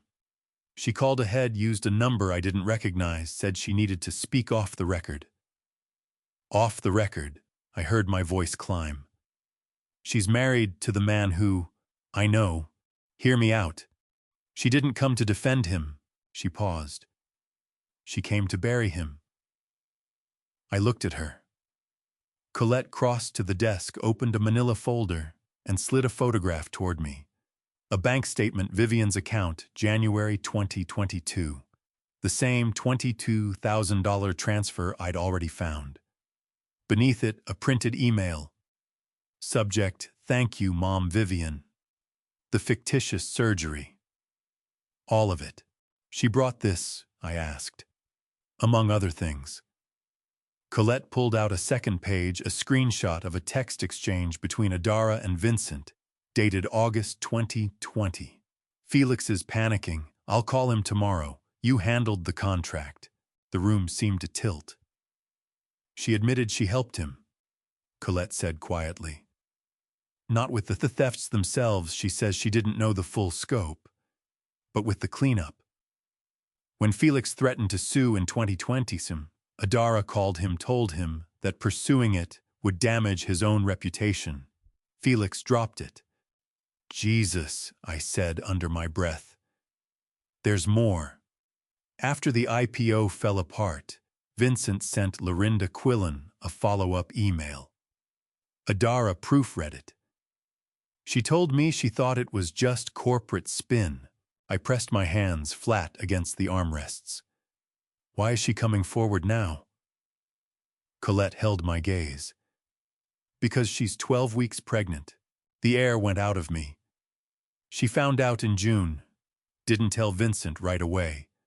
Then the subpoena landed. The prosecutor's office wants her testimony. She panicked and started going through old files, found Vivian's bank statement in a box Vincent kept locked. That's when it all clicked. She knew, I said. My voice came out hollow. She knew he stole from Vivian. She says she didn't not until she saw that statement. But she knew he was capable of it. And once she'd connected the pieces, Colette sat down, leaning forward. She called me because she wants to protect her child. She doesn't want to bring a baby into a world where the father's in prison and the mother is facing conspiracy charges. I looked down at the photograph at Vivian's signature on the deposit slip. What does she want? A deal. She testifies against Vincent, full disclosure, in exchange for a plea on accessory after the fact. Suspended sentence, home confinement, probation, no jail time. The DA is weighing it. Why would they go for that? Because without her, we have circumstantial evidence contracts, bank transfers, your video. But Vincent's lawyer will try to argue each incident as its own separate matter. Adara's testimony binds it together. She can confirm the coordination, the cover-ups, the intent. She's the one who makes the conspiracy charge hold. I leaned back, pressing my fingers to my temples. Do you trust her? Colette paused. I trust that she's frightened. And I trust that she loves that baby more than she loves him. Yeah, she stood at the top of those stairs and watched him hit me, I said. My voice came out cracked. She didn't move. I know. Colette's tone dropped. I'm not asking you to forgive her. I'm asking whether you'll allow her to testify, because if she does, we win. Vincent goes to prison. The victims get restitution. And your grandchild doesn't grow up visiting parents behind bars. I closed my eyes. Vivian's broken picture frame flashed through my mind. Glass across her face. Adara motionless in the hallway. What happens from here? I asked. She's meeting with the prosecutor tomorrow. If they approve the deal, she'll wear a wire. I looked up sharply. A wire? Colette nodded. One more conversation with Vincent on the record. If he admits to anything at all, it seals the case. She told me later how it unfolded. Adara arranged to meet Vincent at a cafe downtown the following Tuesday morning. The recording device was taped beneath her clothing. She ordered decaf. He ordered an Americano and spent the first few minutes complaining about the prosecutor drawing things out. They've got nothing, he said. Felix is unreliable. Lorinda's old and easily rattled. Your father's just desperate. What about Mom Vivian? Adara asked, keeping her voice even. He glanced up. What about her? The $22,000. Did she actually offer that to you? Vincent's jaw tightened. She offered. I didn't push her. She was dying. She wanted to feel useful. He leaned back, folding his arms. Look, people like your mom, like Felix, like Lorinda, they're marks. They want to believe somebody genuinely cares about them. I gave them that. It's not my fault they couldn't read what was actually happening. So you conned her. I gave her purpose, he said flatly. Don't make this about morality. The recording ran 38 minutes. Colette played me the final 60 seconds in her office 2 days later. Vincent's voice bored and dismissive. They're all marks, every one of them, even your mom. Especially your mom. I had to walk out of the room. Adara moved out 72 hours before the trial. Colette arranged the whole thing, hired movers, secured a storage unit, pulled the necessary permits so Adara could collect her belongings while Vincent was at his lawyer's office. She took her clothes, her laptop, prenatal vitamins, and Vivian's leather journal. Vincent didn't notice until that evening. By then, Adara was in a short-term rental across the county line, registered under her maiden name. Colette called me Sunday evening. She's ready, she said. Wednesday afternoon, second day of testimony. The prosecutor will put her on as a surprise witness. Vincent won't know she's coming until she walks through that door. I was sitting on the back porch with the phone against my ear. How is she? Terrified, determined.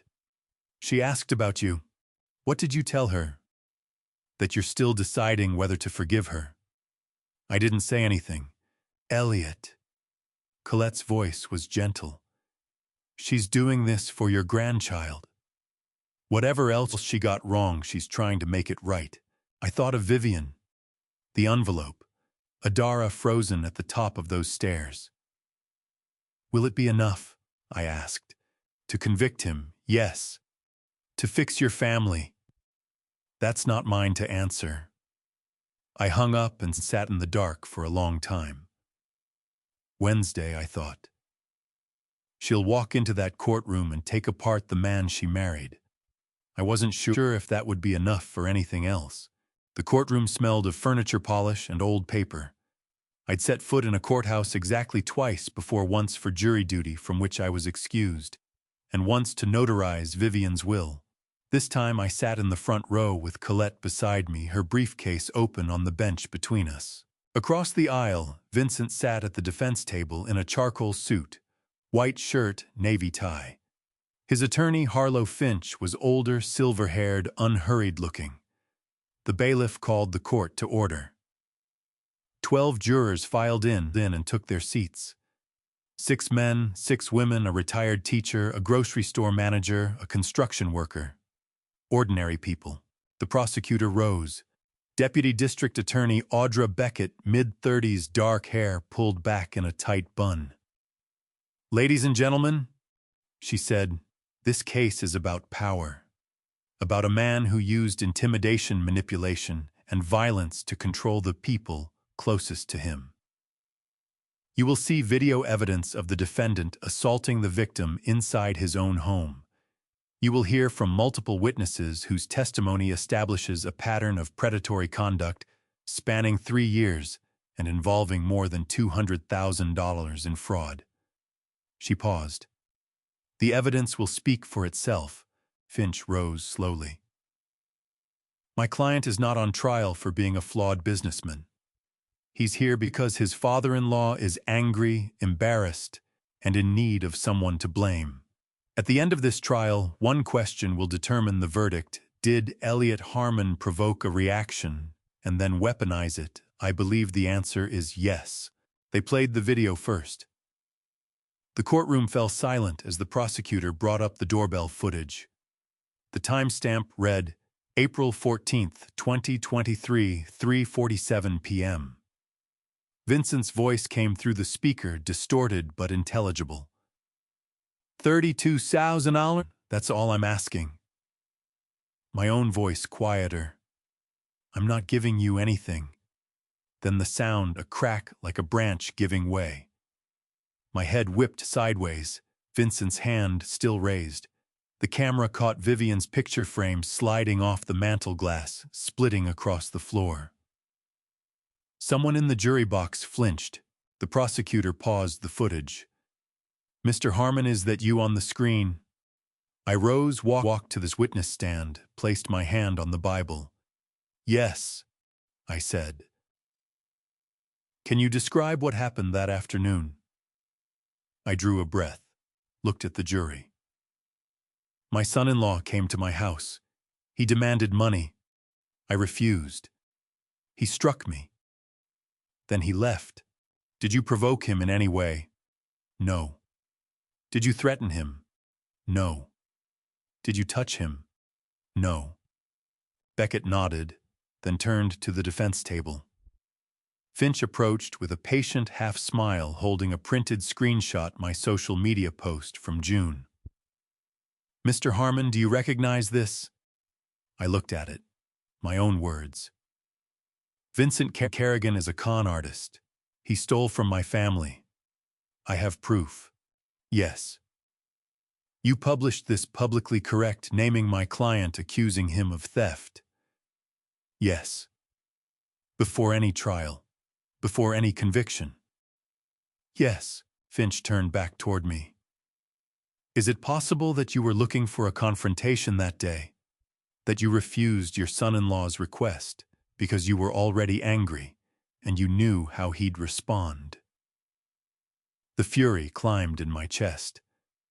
"No," I said, keeping my voice level. "I refused because he had no right to that money. But you didn't simply refuse. You went online, you brought in the press. You turned this into something public and personal." "He made it personal," I said, my voice sharpening, "when he struck me in my own home." Finch held my gaze a moment, then stepped back. Nothing further. Day 2 brought Felix. He walked to the stand in a button-down and khakis, the scar on his chin visible from where I sat. Beckett asked him to walk through the $65,000 investment from 2020. Felix spoke steadily, producing documents from a folder, emails, wire transfer receipts, a contract bearing Vincent's signature. After 6 months, Felix said. I asked for a progress update. He stopped returning my calls. I drove to the address on the contract. It was a mailbox rental at a UPS store. So what happened when you confronted him? Felix touched his chin. He told me I'd misread the terms. When I said I was going to sue, he grabbed me. I went down and hit my face on a parking curb. Did you file charges? No. His wife called me, said a lawsuit would damage us both, that I should let it go. Colette pressed her hand briefly to my wrist. I kept my expression still. Finch's cross was... He framed the whole thing as a business dispute, suggested Felix had brushed past obvious red flags. But Felix held his ground. I invested in good faith, he said. He lied, then he hurt me. That's not a dispute. That's fraud. The jury took notes. Wednesday, day 3. Lorinda appeared first by video call from Nevada. Calm and precise, walking the jury through the fraudulent IPO pitch, the $48,000 wire transfer, the company that vanished. Clifford followed, testifying about the $38,000 loan. Then Beckett turned to him gently. Your sister, she said. Did she ever mention lending money to the defendant? Clifford nodded. After she passed, I found a bank statement. $22,000, January 2022, transferred to DS Financial. I felt the courtroom shift around me. Beckett put a spreadsheet up on the screen. 5 names, $5 amounts. The total came to $200. Finch was on his feet before she finished. Your Honor, these are alleged victims who appear nowhere in the criminal complaint. Pattern evidence, Beckett replied, unruffled. It goes to modus operandi, motive, and intent. The judge pushed her glasses up the bridge of her nose. I'll allow it. Beckett pivoted back toward the jury box. 4 people have already taken that stand. Felix Garnett, Lorinda Quillen, Clifford Denning, and Vivian Harmon, who didn't live to see this day. 4 separate schemes, 4 invented stories. 200 none gone. In 2 of those situations, the victims faced threats or violence the moment they fought back. Beckett let a beat of silence sit. Call it what it is, not coincidence. A pattern. Late Wednesday afternoon, the judge recessed the proceedings. When we came back, Beckett rose from her chair.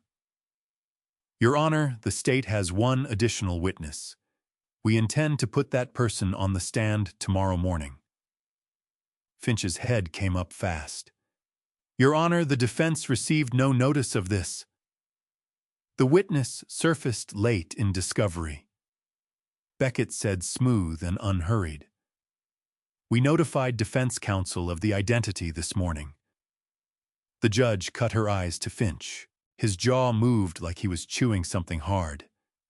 He turned to look at Vincent, who offered a small, indifferent lift of one shoulder. No objection, Finch said, though the words cost him.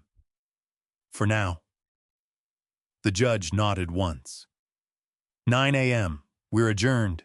I sat there as the jury walked out in a line, a few of them stealing looks at Vincent, a few more at me.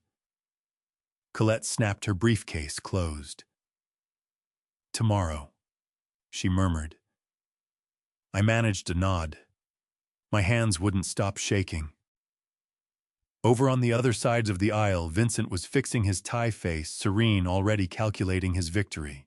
He had no idea what was coming. Thursday arrived gray and bruised at the horizon. Same seat I'd been in all week. Colette on my left.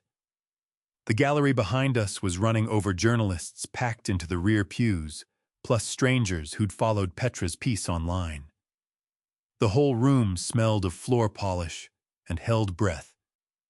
Vincent was already at the defense table, navy suit pressed, posture loose. Finch murmured something into his ear. Vincent's mouth curved slightly. He decided the hard part was behind him. One last witness, some numbers expert probably. Tie up a loose end and go home. He had no idea. The bailiff called the room to order. Everyone rose. The judge took the bench. We sat. 12 jurors filed in 12 faces I could have drawn from memory after 3 days of watching them. Beckett got to her feet. "Your Honor, the state is ready to call its final witness." She turned and faced the courtroom's rear double doors. A moment later, they swung open. Adara walked in. The gallery went quiet so fast it felt like a held breath. She had on a loose gray blouse, black slacks, hair pinned back away from her face. The fabric of her blouse fell in a gentle curve across her belly. 12 weeks along, my grandchild. Vincent spun toward the doors. His mouth dropped open. Finch's pen stopped moving. My own lungs quit working. Adara moved down the center aisle without wavering.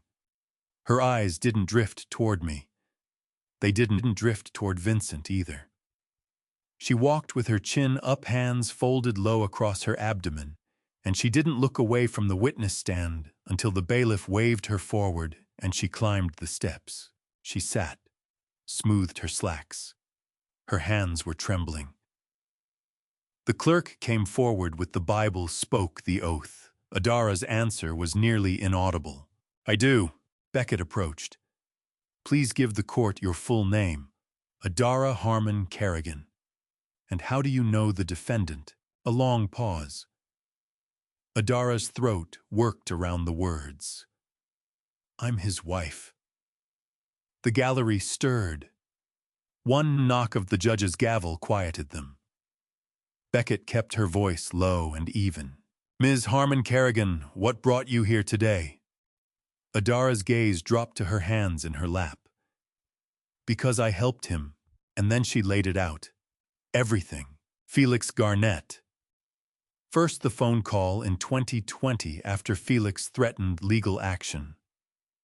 Adara had reached out and told him a lawsuit would drag both their names through the mud, that the quieter path was to let it go.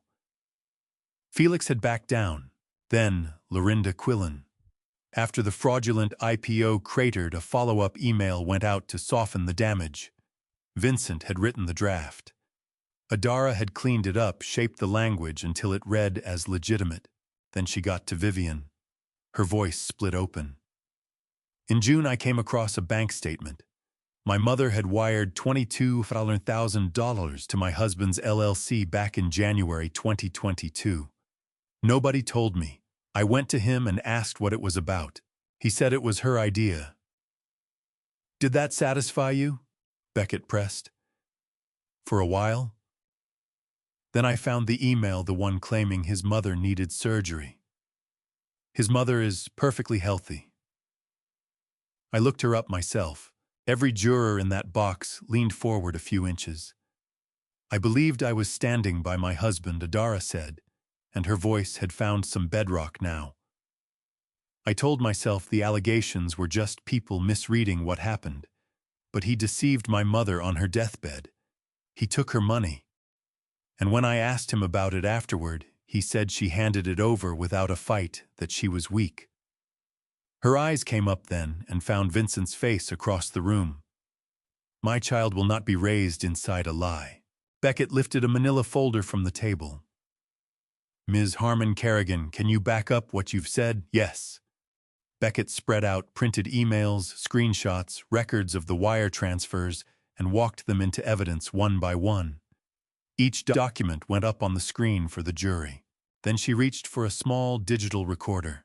"Your Honor, the state asks permission to play a recording made by the witness on July 2nd, a conversation between Ms. Harmon Kerrigan and the defendant." Finch launched himself upright. "Objection." The judge didn't hesitate. "Overruled." "Play it." Beckett hit the button. Vincent's voice filled the courtroom. "Look, people like your mom, like Felix, like Lorinda, they're marks. They need to feel like somebody gives a damn. That's what I sold them." Adara's voice quieter underneath his. So you ran a con on her. I gave her something to believe in. Keep morality out of this. Silence on the tape. Then Vincent again. Bottom line, they're all stupid marks. Your mom included. Especially your mom. The recording cut off. The silence that replaced it pressed down on every person in that room. Something sharp and metallic moved through my mouth. At the defense table, every trace of color had left Vincent's face. Finch stood for the cross. Ms. Harmon Kerrigan, isn't this testimony really about shielding your father from a defamation claim? No, Adara said. Are you telling us this recording is something you manufactured? No. Isn't the truth that you're protecting yourself from an accessory charge? Adara's jaw set hard. I was part of it. Not fully knowing, but part of it, and I own that. What I won't do is stand aside while he finishes destroying my family. Finch glanced back at Vincent. Nothing further. Then Vincent came apart. He shoved his chair away from the table as he stood. You're nothing to me, he said, the words climbing into a shout. You're out of your mind. The judge's gavel came down like a cracked board. Mr. Kerrigan, you will sit down. She's lying. She's trying to bailiff. Two officers were already moving. Vincent knocked Finch's steadying hand aside and thrust a finger across the room at Adara. You're going to regret this.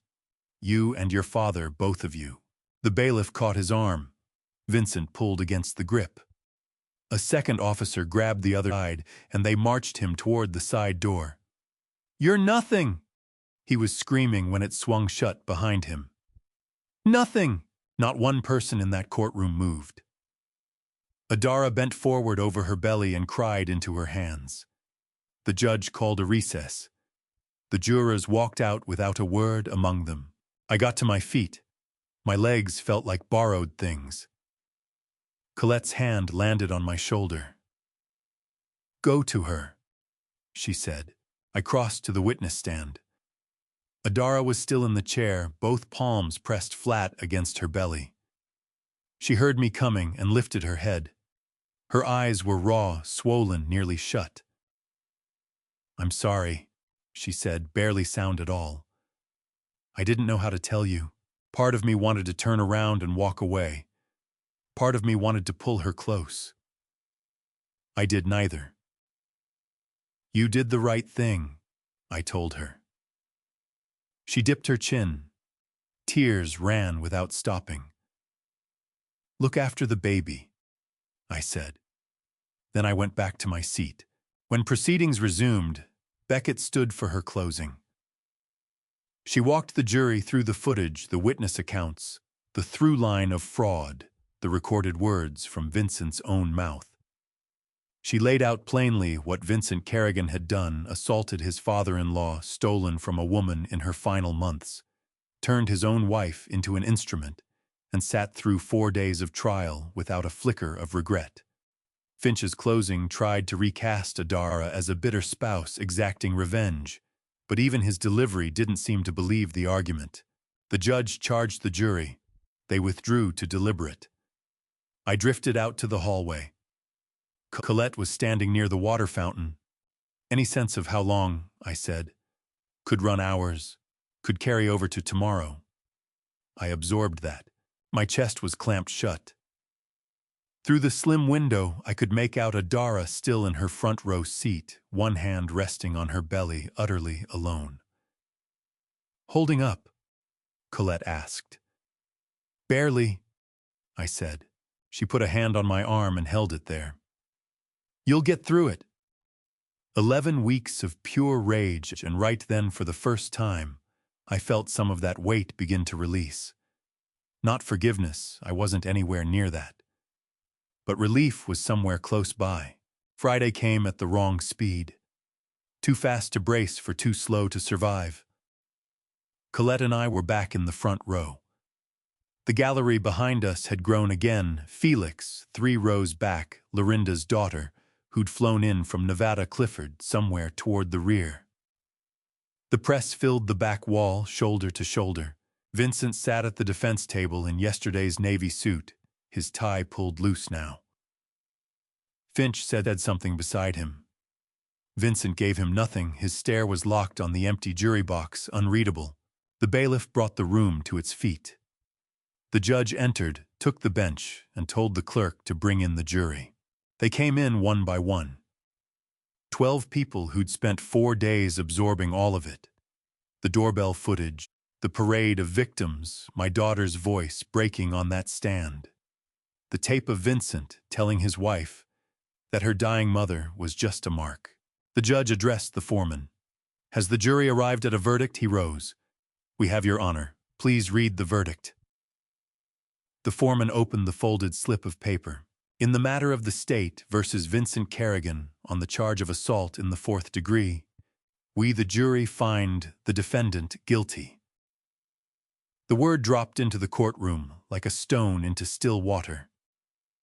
The foreman kept reading. On the charge of fraudulent conduct as part of a pattern of criminal behavior, we find the defendant guilty. The judge nodded. The jury is thanked and dismissed. Colette squeezed my hand. I couldn't feel it. My chest was concrete. My throat was dust. 11 weeks for this. Guilty. Too small a word for everything it had to carry.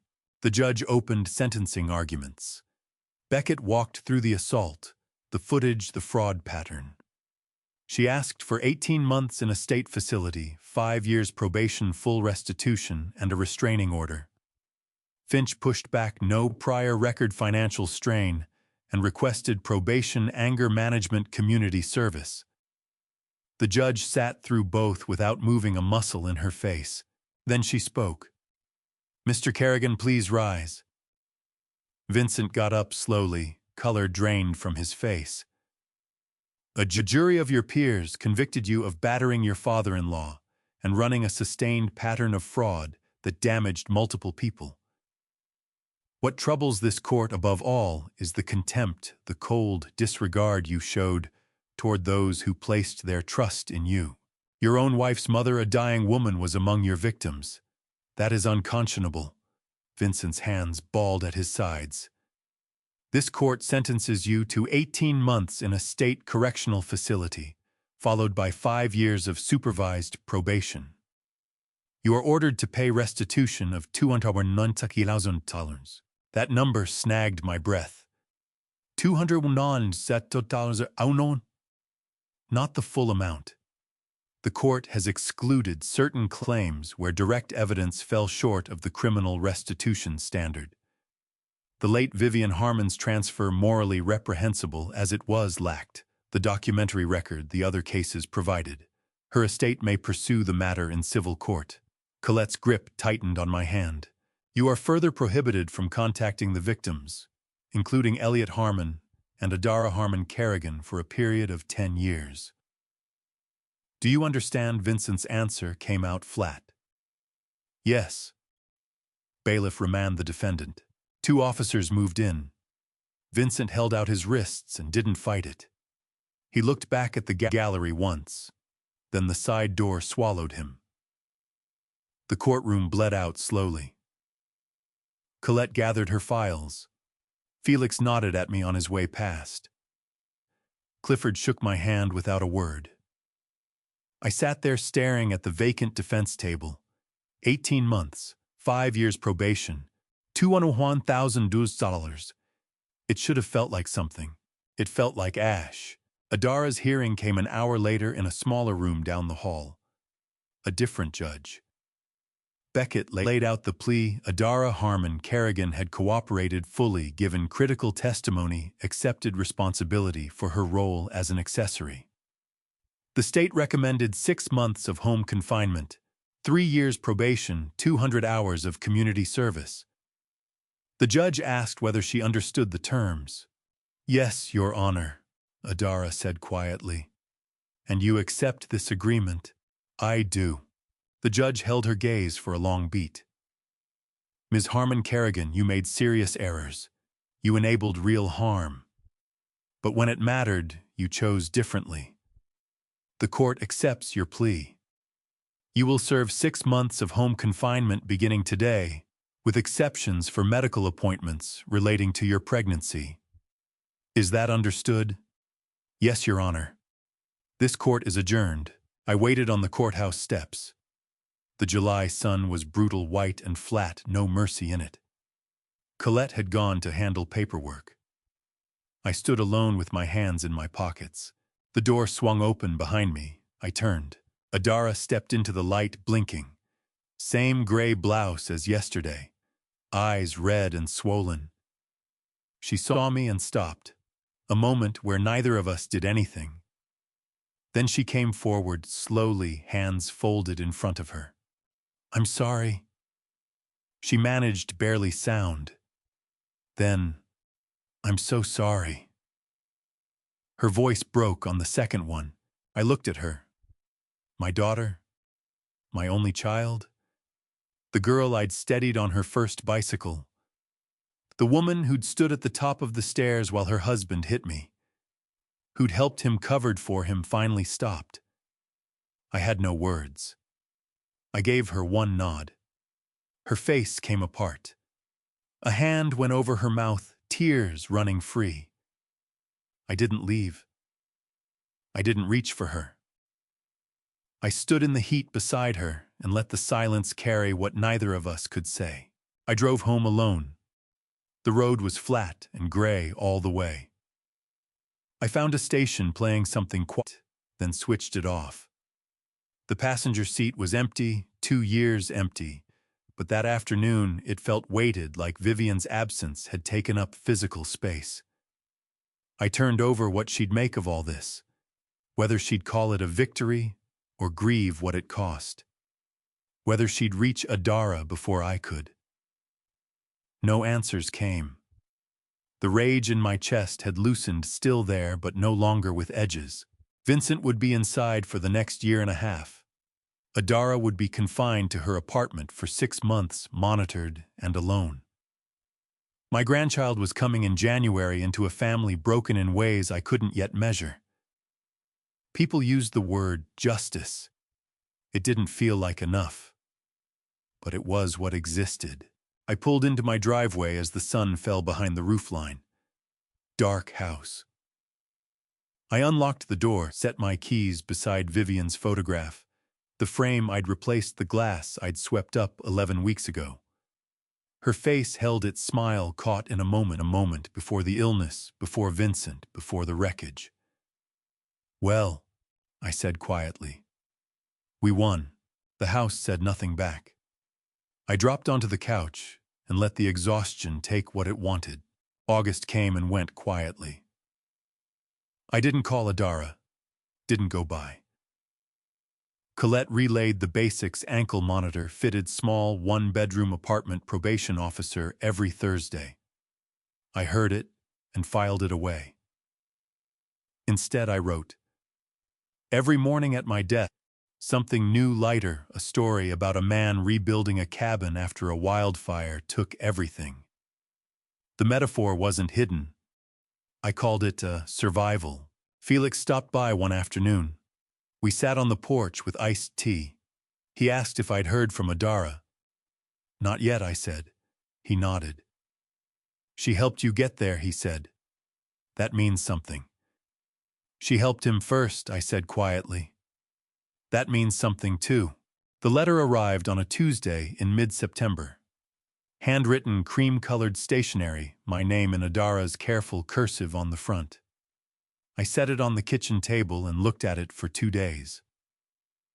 Thursday night I opened it. Dad, I don't know if you'll read this. I'm not sure I've earned the right to ask, but I have to say it. I'm sorry. I'm sorry I stood on those stairs and did nothing. I'm sorry I didn't ask the questions I should have. I'm sorry I let Vincent use Mom's grief, her kindness, her trust. I'm having a boy due in January. I'm not giving him Vincent's last name. I'm giving him yours, Harmon. I love you, Dad. Adara. I read it 3 times. Then I sat at the kitchen table and cried. I called her Sunday. I got your letter, I said. I meant every word she whispered. I know. Can I call you again? I closed my eyes. You can call. Not forgiveness. Not yet. But a start. October. I went to her place. We put a crib together, neither of us saying anything about the trial or Vincent. 20 minutes, and the frame was standing. Adara sat back and wiped her eyes. Mom would have loved this. She would have loved him. Your son. We cried together for the first time in 2 years. November and December ran together. I came twice a week, fixed things, dropped off what she needed. She told me Vincent had called from inside once. She let it ring. He called again. She blocked the number. I don't want him anywhere near our lives, she said. Not mine, not Leo's. Good, I said. Mom. I said quietly to no one as I drove home that night. Leo Harmon was born on January 18th at 6:43 in the evening. Adara's water broke at 4 in the morning. She called me breathless, frightened. I drove across town through the dark and got her to the hospital. Labor ran long. At 7:30, a nurse came out and found me by name. Adara was propped against pillows when I walked in, spent and glowing at once. Cradled in her arms, wrapped in a soft yellow blanket, was a tiny red-faced boy with dark hair. Dad, she said softly. Meet Leo. She placed him in my arms. Warm, impossibly light. The hair was exactly like Vivian's. Something in my chest cracked open as I looked down at him. All the fury and grief and months of grinding anger, it didn't vanish, but it moved. Made room. He looks like her, I whispered. Adara wiped her eyes. I know. I thought of Vivian, the envelope, the broken frame, the trial. Everything she'd never get to witness, this room, this boy, this careful, fragile thing, Adara and I were beginning to rebuild. I leaned close to Leo's tiny ear. You'll grow up with truth and love, I whispered. I promise. His hand curled around my finger. Look at him, Adara said softly. Mom would be so proud of you. I didn't answer. I just held my grandson and let the tears come. For the first time in 10 months, they didn't taste like ash. They tasted like hope. April arrived without fanfare. I was at my oak desk on a Thursday afternoon, the same desk where I'd torn open Vincent's envelope 10 months before, and I glanced at the picture frame beside my laptop. Vivian smiled back at me. New glass, same photograph, a hiking trail 3 years before the cancer. I'd put the new frame in February. The old one had shattered and the photo had lived in a drawer for months until Colette texted me one night. You should fix it. She'd want you to. So I did. 10 months? It felt like a decade and like yesterday at once. Vincent was 9 months into his sentence at a state correctional facility. His appeal had been knocked back in March. He'd filed for bankruptcy in February. The restitution payments were beginning to move, small amounts, trickling out toward the victims from the $201,000 order. Felix had received $15,000. Lorinda got $10,000. Clifford, $8,000. Adara had 2 months of house arrest remaining. 7 months in a small apartment with an ankle monitor, a probation officer every Thursday, and a baby pulling her out of sleep 3 times a night. I came by 2 or 3 times a week with diapers and board books. Leo was 3 months old now. He looked more like Vivian with every passing week. The call came on a Thursday afternoon in mid-April. Dad. Adara's voice was bright, almost breathless. He smiled at me. A real smile, not gas, not some involuntary reflex. I was changing his diaper and singing that ridiculous song you used to sing to me, and he just looked up and smiled. My throat pulled tight. I wanted you to know, she said softly. I know Mom can't see it, but I wanted you to know. Thank you. I love you, Dad. I love you too. That night, I sat at my desk and looked at Vivian's picture. And we did it, I said quietly. Adara and Leo are going to be okay. Her expression didn't change. A photograph can't answer. But I felt it anyway. Some small shift in the air, some loosening deep in my chest. I opened my laptop. I'd begun a new manuscript 2 weeks earlier. Not the cabin story my agent was waiting on. This one was about Vivian, about finding her in a bookstore when we were both 25, about a wedding on a rainy October afternoon, about the year she fought cancer, about the envelope, the betrayal, the trial, about learning to forgive, not because the wound healed cleanly, but because hauling it forward had become too heavy, about loss, about love, about what remains. I typed the opening lines again. My wife died on a Thursday in November. She left behind a journal, a broken picture frame, and $22,000 reasons for me to hate my son-in-law. It took me 10 months a jury trial and the birth of my grandson to realize she'd left behind something else too. The possibility of forgiveness. I read it back, changed a word, read it once more. Not perfect, but honest. I saved the file and closed the laptop. Evening light came through the window at a low slant, warm and gold. Birds were settling into the trees somewhere outside. The neighborhood had gone quiet. Someone nearby was grilling. The smell of charcoal drifted in through the open window. I walked over and stood there looking out. The street was exactly as it had been a year ago. Same houses, same trees, same sky overhead. But I was not the same man. 10 months of carrying fury, metallic cold, sharp enough to draw blood. 10 months of grief, too, for Vivian, for the family we'd built together. Some of that weight was still present. Perhaps it always would be. But it was lighter now. Vincent was in prison. Adara was putting her life back together, piece by piece. Leo was learning to smile, coming up in a house where lies no longer held any power. And I was still here, still writing, still drawing breath, still working out how to inhabit a world without Vivian, with a family that had fractured and been stitched back together in shapes I never could have predicted. Not perfect, but enough. I turned back to the desk. Vivian's picture caught the last of the evening light, her smile, that hiking trail, the before. I miss you, I said. The house held its silence. I sat back down, opened the laptop, and started typing again. Outside, the sun dropped lower. The birds went quiet. The evening settled around the house, warm and unhurried. And for the first time in 10 months, I felt something that resembled peace. If you've stayed with me all the way to the end of this, thank you. I mean that simply and sincerely. I won't pretend this story cost nothing. 10 months of fury, a daughter I nearly lost for good, a grandson I almost wasn't present enough to hold. I believe God doesn't spare us the hard road, but looking back, I think the hard road was the only one that led somewhere worth going. What I carried into that courtroom wasn't just evidence. It was grief. And what I carried out wasn't victory. It was the first breath of something lighter. If these calm dad stories have taught me anything worth passing along, it's this.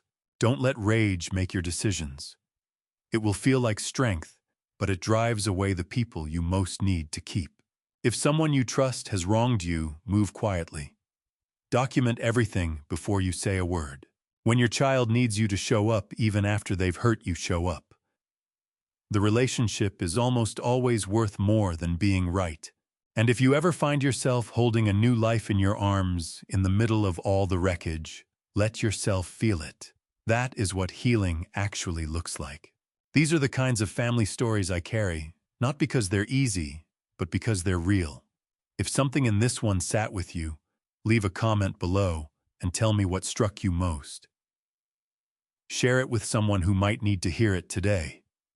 And if you haven't already, subscribe to Dad's Family Stories so you don't miss what's coming next.